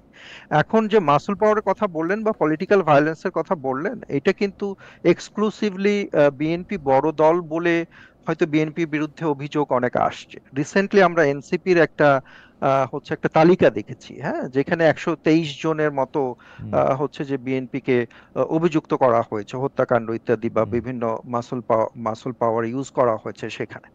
কিন্তু দেখুন যে বাংলাদেশের 2022-এর স্ট্যাটিস্টিক্স অনুযায়ী দেখি বাংলাদেশের মর্টালিটি রেট হচ্ছে অ্যানুয়াল 9,11,000 এবং ডেইলি ডেথের সংখ্যা হচ্ছে 2,500-এর মতো, যেটার মধ্যে নর্মাল ডেথ রয়েছে, আবার হচ্ছে নানা রকম অ্যাক্সিডেন্টাল ডেথও রয়েছে। এখন আমরা যখন এই কেসগুলো যখন আমরা আলোচনা করে দেখেছি, তখন বিশ্লেষণ করে দেখেছি, তখন আমরা দেখেছি যে এর মধ্যে অনেক কেসই হচ্ছে ব্যক্তিগত হচ্ছে যে সংঘাতের কেস, সিভিল মামলা রয়েছে, জমি নিয়ে সংঘাত রয়েছে, বিভিন্ন ধরনের ব্যক্তিগত কেস আমরা কিন্তু এর মধ্যে দেখেছি। পারিবারিক আধিপত্য বিস্তার, দোকান নিয়ে প্রবলেম ইত্যাদি কিন্তু আমরা দেখেছি। যেমন নূর ভাইয়েরও যে এই কেসটা আমরা যদি একটু নিউজ পেপারে দেখি, তাহলে আমরা দেখি যে বিএনপি নেতা কর্মীদের সাথে গণ অধিকার পরিষদের এই সংঘর্ষের পিছনে নাকি বাজারে দোকান বরাদ্দ নিয়ে দীর্ঘদিনের অসন্তোষ একটা কারণ বলে আমরা দেখি, যেটা হচ্ছে বিএনপি সাধারণ সম্পাদক মুজিবুর রহমান সাহেব সেটা তিনি দাবি করেছেন। শেষ পর্যন্ত সেই বিখ্যাত উক্তিতে গিয়ে যায় ফাইন্ড দ্য মানি। হ্যাঁ, ফাইন্ড দ্য মানি। এখন বিষয়টা হচ্ছে যে টাকা যেখানে ওই যে আছে সেখানে যে অরওয়েলের যে উক্তিটার কথা উনি বলছেন, সেটা যে শুধুমাত্র এক্সক্লুসিভলি আপনি বিএনপি কে দোষারোপ করবেন সেটা কিন্তু না। আমার কাছে মনে হয় এটা পলিটিক্যাল ভায়োলেন্সের যে কালচার বাংলাদেশের সমাজে রয়েছে, সেই সমাজেরই একটা বড় দোষ। আমার মনে হয় যে ওই দুটো প্রশ্ন যদি একটু চলে আসতেন, মানে আপনার এই অবস্থা পরিষ্কার, অফকোর্স আমি ওই 1-2 মিনিটে যদি একটু বলেন প্লিজ। যে কারণে বড় দল হিসেবে বিএনপির বিরুদ্ধে আসলে অভিযোগ বেশি।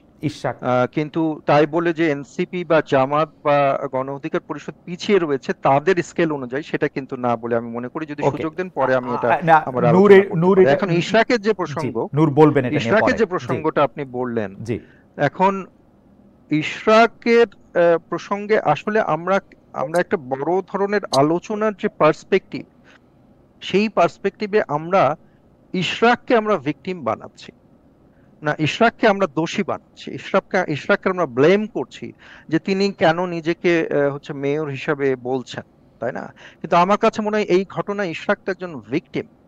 তার কারণ ইশরাক তো রাষ্ট্রের উচ্চ আদালত থেকে একটি রায় পেয়েছেন। ওকে, আমি সেটা আলাদা বিষয়, কিন্তু তিনি একটি রায় পেয়েছেন, তাই না?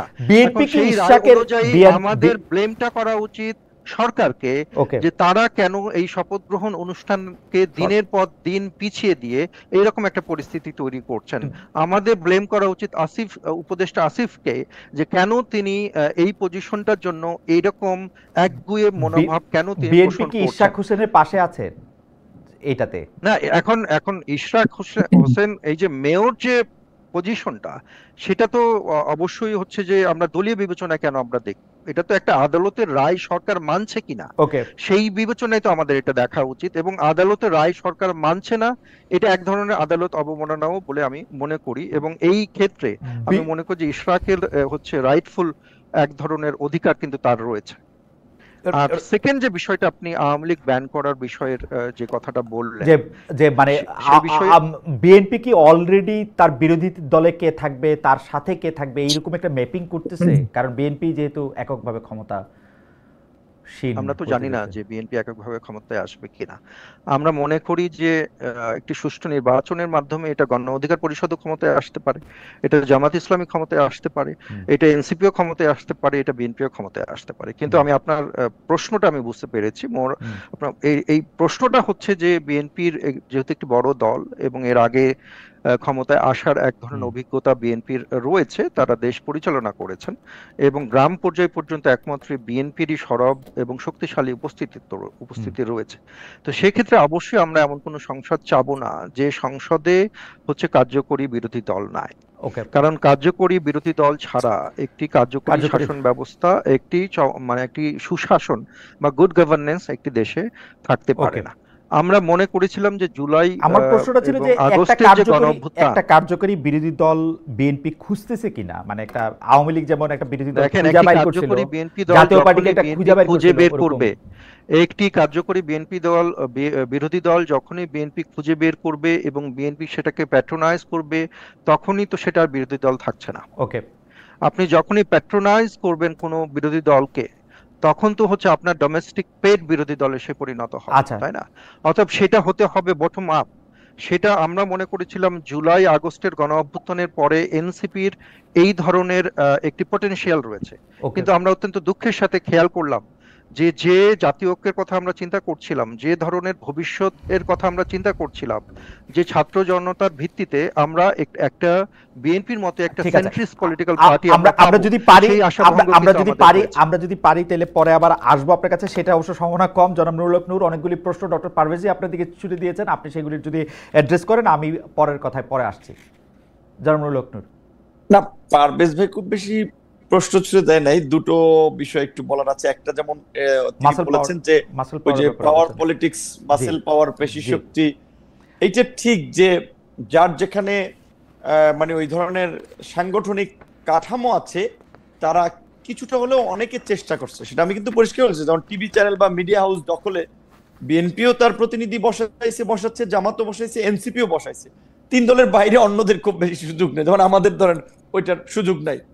আর আমি ছোট্ট করে 10 সেকেন্ড একটু আপনার সাথে সাপ্লিমেন্ট করি নূর ভাই। সেটা হচ্ছে আমি 2025 সালের 28শে ফেব্রুয়ারিতে এনসিপি গঠিত হয়, এক মাস পরে আমি হচ্ছে একটু ট্র্যাক করেছিলাম নিউজ পেপারগুলো। আমি কমপক্ষে 11টি ঘটনা পেয়েছি, এক মাস বয়সী একটি দল 11টি ঘটনা পেয়েছি যেখানে তারা প্রকাশ্যে চাঁদাবাজি করছেন, তারা হামলা করছেন, তারা হচ্ছে এই সংখ্যাটা না 11টা তো এই সংখ্যাটা আমরা ন্যাশনাল নিউজ পেপারে আমরা দেখছি এক মাসের মধ্যে। তার মানে আমার কাছে মূল প্রবলেমটা পলিটিক্যাল কালচারে মনে হয়। জনাব নূর, আমরা যদি ব্যাপারটাকে স্কেলের মধ্যে আনি, আপনার বিরুদ্ধেও কিন্তু অভিযোগ আছে যে আপনি যে দক্ষিণ ঢাকার মধ্যে ইন্টারেস্ট নিচ্ছেন, সেইটাও কতগুলি দোকান বাজার, কতগুলি স্বার্থ সংশ্লিষ্ট। আপনি যে পটুয়াখালী 10 মিনিট যেটা আসলে উল্লেখ করলেন জনাব পারভেজ, যে আপনি ওইখানেও আসলে এইগুলি নিয়েই আসলে সংঘাত, এই সংঘাতটা আদর্শের জায়গার। 21শে মে 2025 একটু আমি 10 সেকেন্ড 21শে মে 2025 আপনার মানে নূর ভাইয়ের পছন্দের ঠিকাদারকে নাকি কাজ না দেওয়ার জন্য নগর ভবনে বিশৃঙ্খলার একটা অভিযোগ। আমি এটা কথা জানেন নূর, দুইটাই যদি একটু বলেন যে নূর আপনি ইন্টারেস্টটা শেষ পর্যন্ত টাকা রাইট। না এখন এইখানে আমরা বলতে গেলে, এখন সাইমন বলেছে এখন আমার হাটে একটু হাড়ি ভাঙা লাগে আর কি। বলতে গেলে এজাজের বিরুদ্ধে আমাদের অপসারণ দেবে, এটা তো পলিটিক্যাল মুভ। এটাও তো বলতে গেলে বিএনপির এখানে সমর্থন আছে, আমরা বিএনপির মিত্র হিসেবে। আমি কিন্তু কোনোভাবে আপনাকে অভিযোগ করছি না নূর ভাই, আমি বলছি স্কেলের কথা, আমি বলছি যে কি কালচারটা চালু হয়েছে সেটার কথা। আমি কিন্তু ওই যুক্তি দিচ্ছি না যে অভিযোগটা সত্য কিনা। ডক্টর পারভেজ, আমরা একটু নূরকে একটু শুনি নিরবিচ্ছিন্নভাবে, নাইলে পরে এখানে শুনেন। আচ্ছা, যেগুলো একটা রাইট একটা বিভ্রান্তি তৈরি, যেমন এটা হচ্ছে আমাদের রাজনৈতিক নেতৃবৃন্দর একটু যে কোনো ঘটনা একটু মন্তব্য করলে তার একটু ডিটেলসটা জানার দরকার, বিশেষ করে আমরা সিনিয়র পর্যায়ে থেকে মন্তব্য করলে। যেমন আমাদের এই লোকাল ঝামেলাটার কথা যেটা পারভেজ ভাই আপনার ধরেন মন্তব্যে পাবলিক বুঝবে যে দোকান বরাদ্দ নেই এরকম, অথচ বিষয়টি ছিল যে আপনার হাট বাজার গ্রামের যেটা হয় সেটা একটা সরকারি জায়গা, ওই জায়গাগুলোতে যারা ব্যবসা বাণিজ্য করে প্রতি বছর সরকারকে একটা রাজস্ব দিতে হয় 1% জন্য 260 টাকা, সেখানে 0.5% করে তারা বরাদ্দ দেয়। একজন হয়তো ভিন্ন নামে আরো বেশি নেয়, কিন্তু তাহলে 0.5% জন্য সরকারের ফি হচ্ছে 130 টাকা। সেখানে ইউনিয়ন বিএনপির সভাপতি বাজারে ব্যবসায়ীদেরকে ডেকে 35,000 টাকা দাবি করেছে। আমি সেটা নিয়ে বক্তব্য দিয়েছি যে রাজনীতি করলে খুঁতখুরার দিকে নজর দেওয়া যাবে না, মানুষের জন্য কাজ করতে হবে। এখানে 130 টাকার জায়গায় কেন 35,000 টাকা নেবে? তাহলে দেখেন এইটা আপনি কিংবা পারভেজ ভাই বা যতটুকু মন্তব্য করেছে, মানুষ কিন্তু হয়তো ভাবতো কি আচ্ছা নূর ভাই বোধহয় দোকান দখলে না পাইয়া এইটা হয়েছে। কিন্তু ঘটনাটা ছিল এখানে কিন্তু দোকান টোকান দখল মকল কিচ্ছু নেই। সরকারি স্বাভাবিকভাবেই পাওয়ার পার্টি লোকেরা প্রশাসনের সাথে সমঝোতা করেই এই হাট বাজার ইজারা নেওয়া এই কাজগুলো করে। আমি যে সেটা নিয়ে মন্তব্য করেছি কেন 130 টাকার জায়গায় 35,000 টাকা নেওয়া হবে। সেম ঘটনা আপনি খালেদ ভাই এবার বলছেন দক্ষিণ না উত্তরের ঘটনাটি ছিল। এখন তো আপনার আওয়ামী লীগের লোকজন কার্যত এই আপনার অনেক সরকারি কার্যক্রমে সেখানে নাই, সেখানে বিরোধী দলের লোকেরা অনেক জায়গায় কার্যক্রম করছে। সেখানে আমাদের লোকেরা গাবতলীতে আপনার বিএনপির লোক যদি হানিফ পরিবহনের ওই ভদ্রলোক এবং আমাদের কিছু ছেলেরা তারা আপনার টেন্ডারে সর্বোচ্চ হয়েছে 20 কোটি আপনার 65 লাখ টাকা সর্বোচ্চ দরদাতা হয়েছে গাবতলীর একটা বাজারে, সেইটা তাদেরকে দেওয়া হয় না। হ্যাঁ, যেটা সামি ভাই অনেকদিন লেখালেখি করেছে, সেকেন্ড পজিশনে যিনি ছিলেন তিনি দিয়েছেন 14 কোটি টাকা, আর যিনি সর্বোচ্চ দরদাতা হয়েছেন তিনি দিয়েছেন 20 কোটি 65 লাখ। এই 6 কোটি টাকা ডিফারেন্সের পরেও সর্বোচ্চ দরদাতাকে দেওয়া হচ্ছিল না। তখন আমি জনাব এজাজ সাহেবকে বলেছিলাম যেখান তো তারা সিস্টেম প্রক্রিয়া পেয়েছে, আপনারা দেন নাই কেন? তখন সে বলেছিল যে ভাই এখানে বোঝেন অনেক হিসাব কিতাব আছে, হ্যাঁ আপনাদের লোকেরা যদি পরবর্তীতে কোনো কাজ করে আমাদের সাথে একটু দেখা করতে পারবেন, এই বিষয়টা ছিল। তো আমি তো ভাই আমি আপনার এই একটা সিটি কর্পোরেশনের কথা বাদ দেন, আমি এই যে বললাম যে আপনার এই বিভিন্ন ধরনের আর্থিক বিভিন্ন ধরনের কথাবার্তা বলে থাকে, 5টা সুস্পষ্ট এভিডেন্স যদি কেউ দেখাতে পারে, আপনার প্রকল্প লাইভ চ্যালেঞ্জ দিয়ে বললাম মানুষের সামনে মুখ নিয়ে রাজনীতি করব না, কিন্তু আমাদের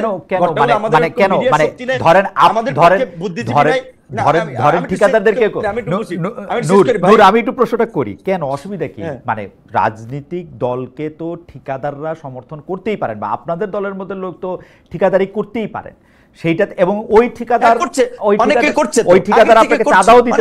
আপনাকে চাঁদাও দিতে পারেন, আপনাদের দলের সক্রিয় কর্মীও হতে পারেন, এতে তো কোনো রকম কোনো বাধা নাই। আমার প্রশ্ন হচ্ছে যে জনাব নুরুল হক নূর, না কিন্তু আপনাকে বাংলাদেশে সবাই চেনে, আপনি কি আপনার চেনা পরিচিতি আপনার দলের পরিচয় খাটিয়ে আপনি আসলে ঠিকাদারির লাইসেন্স পাইয়ে দেওয়ার থেকে শুরু করে কাজ পাইয়ে দেওয়া এই ব্যাপারে আপনি আসলে প্রভাব বিস্তার করতেছেন কিনা? ফোন উঠায় বলতেছেন কিনা আমি নুরুল হক নূর বলছি, আমার লোককে কাজ দিতেই হবে, অথবা সশরীরে যাচ্ছেন, লোককে কাজ না দিলে ঢাকা উত্তর অচল করে দিবেন?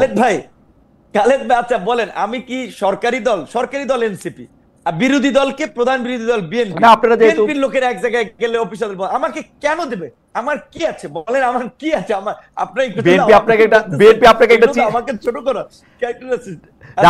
করা, হ্যাঁ চিঠি হ্যাঁ আপনি বলছেন, আমি সংবাদ সম্মেলনে বলছিলাম যে বিএনপি একটা চিঠি দিছিল, সেটা অনেককে ভেবেছিল এটা বিপিনের জন্য আশীর্বাদ, কিন্তু সেটা এখন অভিশাপে পরিণত হয়েছে এলাকায়, কারণ ওই চিঠির কারণেই আরো হামলা মামলা অবিরত চলতেছে। কাজী আমি এই যেটা বলছেন যে এই ধরনের পরনির্ভরশীল হয়ে কিছু করতে চাই না, নিজের শক্তি সামর্থ্যে এগিয়ে যেতে চাই। তবে শুনেন এখানে আমাদের একটা প্রবলেম হচ্ছে, যে বললাম দেখেন এনসিপি একটা সদ্য প্রসব করা সন্তানের মতো একটা নতুন দল, তারপরেও সরকারের ভিতরে তাদের উপদেষ্টা আছে, বুদ্ধিজীবী মহলে তাদের ব্যাকআপ আছে, কিন্তু আমরা যে এই যে লড়াই সংগ্রাম করে আজকের এই জায়গায় এসেছি, আমাদের কিন্তু দুজন বুদ্ধিজীবী নাই, কারণ তাদেরকে তো আমরা পিএসসি তে বসাইতে পারবো না, তাদের কাউকে তো আমরা কোনো সাংবিধানিক প্রতিষ্ঠানে দায়িত্ব দিতে পারবো না, আমরা তো কাউকে সচিব বানাতে পারবো না, কাজে আমাদের আমলা নাই, কামলা নাই, ব্যবসায়ী নাই, আমরা আসলে একটা কি বলবেন নদীর মধ্যে সাগরের মধ্যে হাবুডুবু খেয়ে কিন্তু এই জায়গা থেকে আসছি বা তৈরি হচ্ছে। কাজে আমরা বলবো আমাদেরকে আপনাদেরও সব মানুষের এনকারেজ করা দরকার, উৎসাহিত করা দরকার। যদি এই কমিউনিটির কিছু ছেলেপেলে আজকে তৈরি করতে না পারতাম, আজকে বাংলাদেশ কি অবস্থায় যেত সেটা আপনার চিন্তা করেন। আজকে অনেকে ধরেন মুক্তভাবে রাজনীতি করছে, সরকার গঠনের স্বপ্ন দেখছে, কিন্তু এই কন্ট্রিবিউশনটা যদি আমরা আজকে না রাখতে পারতাম, এটা সুদূর পরা হতো না। কিন্তু আমরা যে আপনাকে সমর্থন করব, আপনার মধ্যে আমরা আলাদা কি দেখতেছি যেটা আমরা বিএনপির মধ্যে দেখি না, এনসিপির মধ্যে দেখি না? আপনাকে আমরা কেন সমর্থন করব সেটা যদি আপনি আমাদেরকে 30 সেকেন্ডে বলতেন, মানে কেন আপনি স্পেশাল, মানে আমি আপনাকে আলাদা করে পছন্দ করি, এইটা তো আর কোনো স্পেশাল ক্রাইটেরিয়া হইতে পারে না, তাই না? ঠিক আছে, না অবশ্যই না, আপনি বলেন যে আমরা কেন আপনাকে। যেমন আজকে বাংলাদেশে সংস্কার হচ্ছে, সংস্কার নিয়ে ব্যাপক আলোচনা হচ্ছে। 2021 সালে রাজনৈতিক দল গঠন করেছি, সে সময় আমরা পরিষ্কারভাবে ঘোষণা দিয়েছিলাম বাংলাদেশের দ্বিদলীয় রাজনীতি বাংলাদেশের সমাজকে সংঘাত এবং সহিষ্ণু করেছে, সমাজকে পারিবারিকভাবে বিভাজিত করেছে এবং এই সংঘাতকে একেবারে রুট লেভেলে ছড়িয়ে দিয়েছে। এই সংঘাত এবং সহিংসতার রাজনীতির পরিবর্তে নতুন ধারা রাজনীতি দরকার, ভারসাম্যপূর্ণ সংসদ দরকার, সেজন্য আমরা আনুপাতিক হারে নির্বাচনের কথা বলেছি, আমরা দ্বিকক্ষ বিশিষ্ট সংসদের কথা বলেছি, প্রশাসনকে জবাবদিহিতা আনার জন্য আমরা একটা জবাবদিহিতামূলক প্রশাসনের সংস্কারগুলো মানে নূর, আমারও তাই মনে হচ্ছে যে মানে এগুলি তো আপনার 31, আমি একটু বলি, হ্যাঁ সাইমুম ভাই বলছি 31 দফা তো রাইট, 22 সালে 31 দফা আমি দল ঘোষণা করি 22 সালে, আর 31 দফাতে আমাদেরও ইনপুট আছে, কিন্তু আমি বলছি যে তারও আগে বেগম জিয়া দিছিলেন 2016 সাল থেকে তো এটা সেখানে এইটা সবচেয়ে এইটা ছিল না। আপনার এই বাংলাদেশে আওয়ামী লীগ এবং বিএনপির মতো বুর্জোয়া দলগুলোই তো এই যে আপনার বলেন যে গ্রামীণ পাওয়ার পলিটিক্স কিংবা পেশি শক্তির পলিটিক্সটাকে জিয়ে রাখছে। তো সেক্ষেত্রে আচ্ছা নূর, আমি সহজ করে বলি, একদম শেষ করতে চলে আসছি। জনাব নূর, আমি একদম শেষ কথা বলি, আপনি একটা ব্যালেন্স হতে পারে না, আমি একটা শেষ কথা মানে শেষ কথা বলি যে আপনি আসলে যেসব কথা বলতেছেন তার মধ্যে থেকে আমি আসলে আলাদা করে কোনো কিছু আমি পাইতেছি না। শুধু এটা আমি বুঝতেছি যে দুই দলের রাজনীতি করে বাংলাদেশকে বিভক্ত করে বাংলাদেশকে লুটপাট করছে, এখন তাদেরকে বাদ দিতে হবে, আমরা করব সেই লুটপাট। ব্যাপারটা কি এরকম?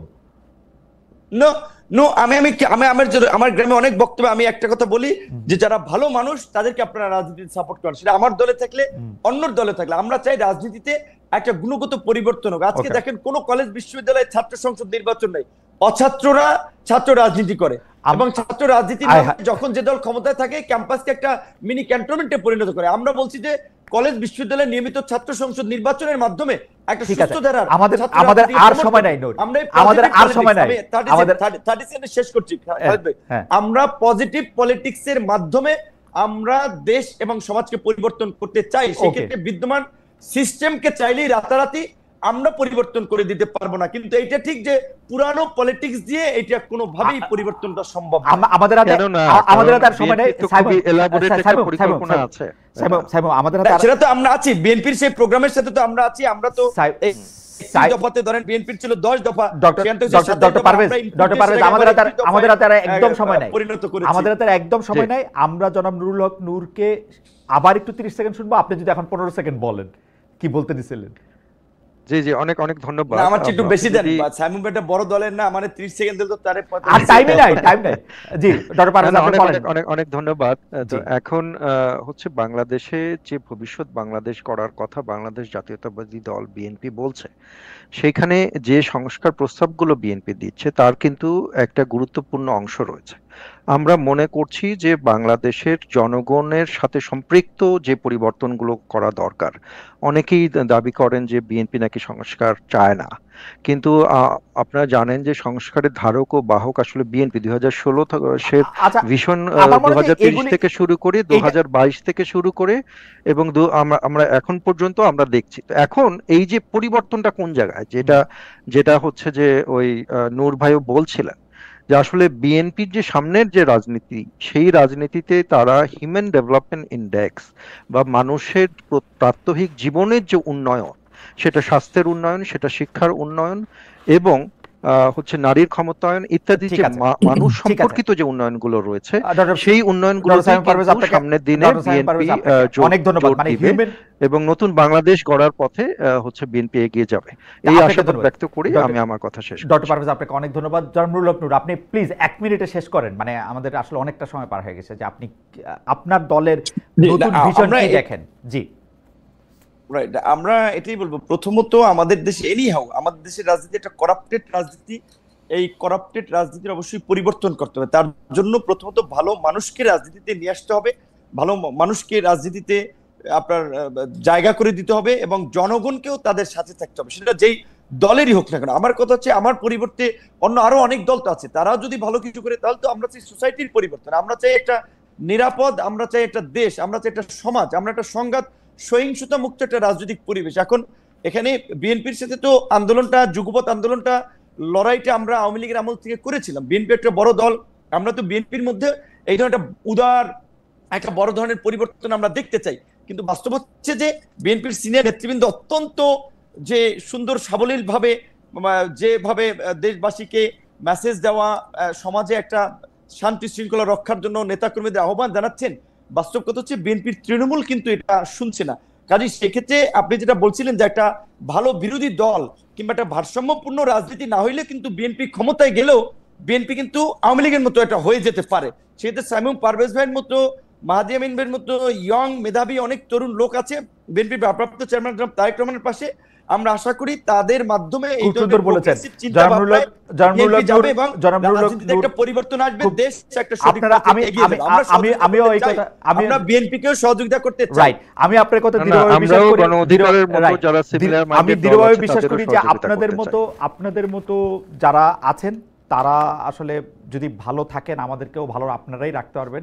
সুতরাং আপনাদেরকে অনেক ধন্যবাদ দিতে চাই। ডক্টর সাইম পারভেজ, আপনি আমাদের সাথে যুক্ত হয়েছেন, আপনার মূল্যবান সময় দিয়েছেন, সেজন্য আপনাকে অনেক অনেক ধন্যবাদ।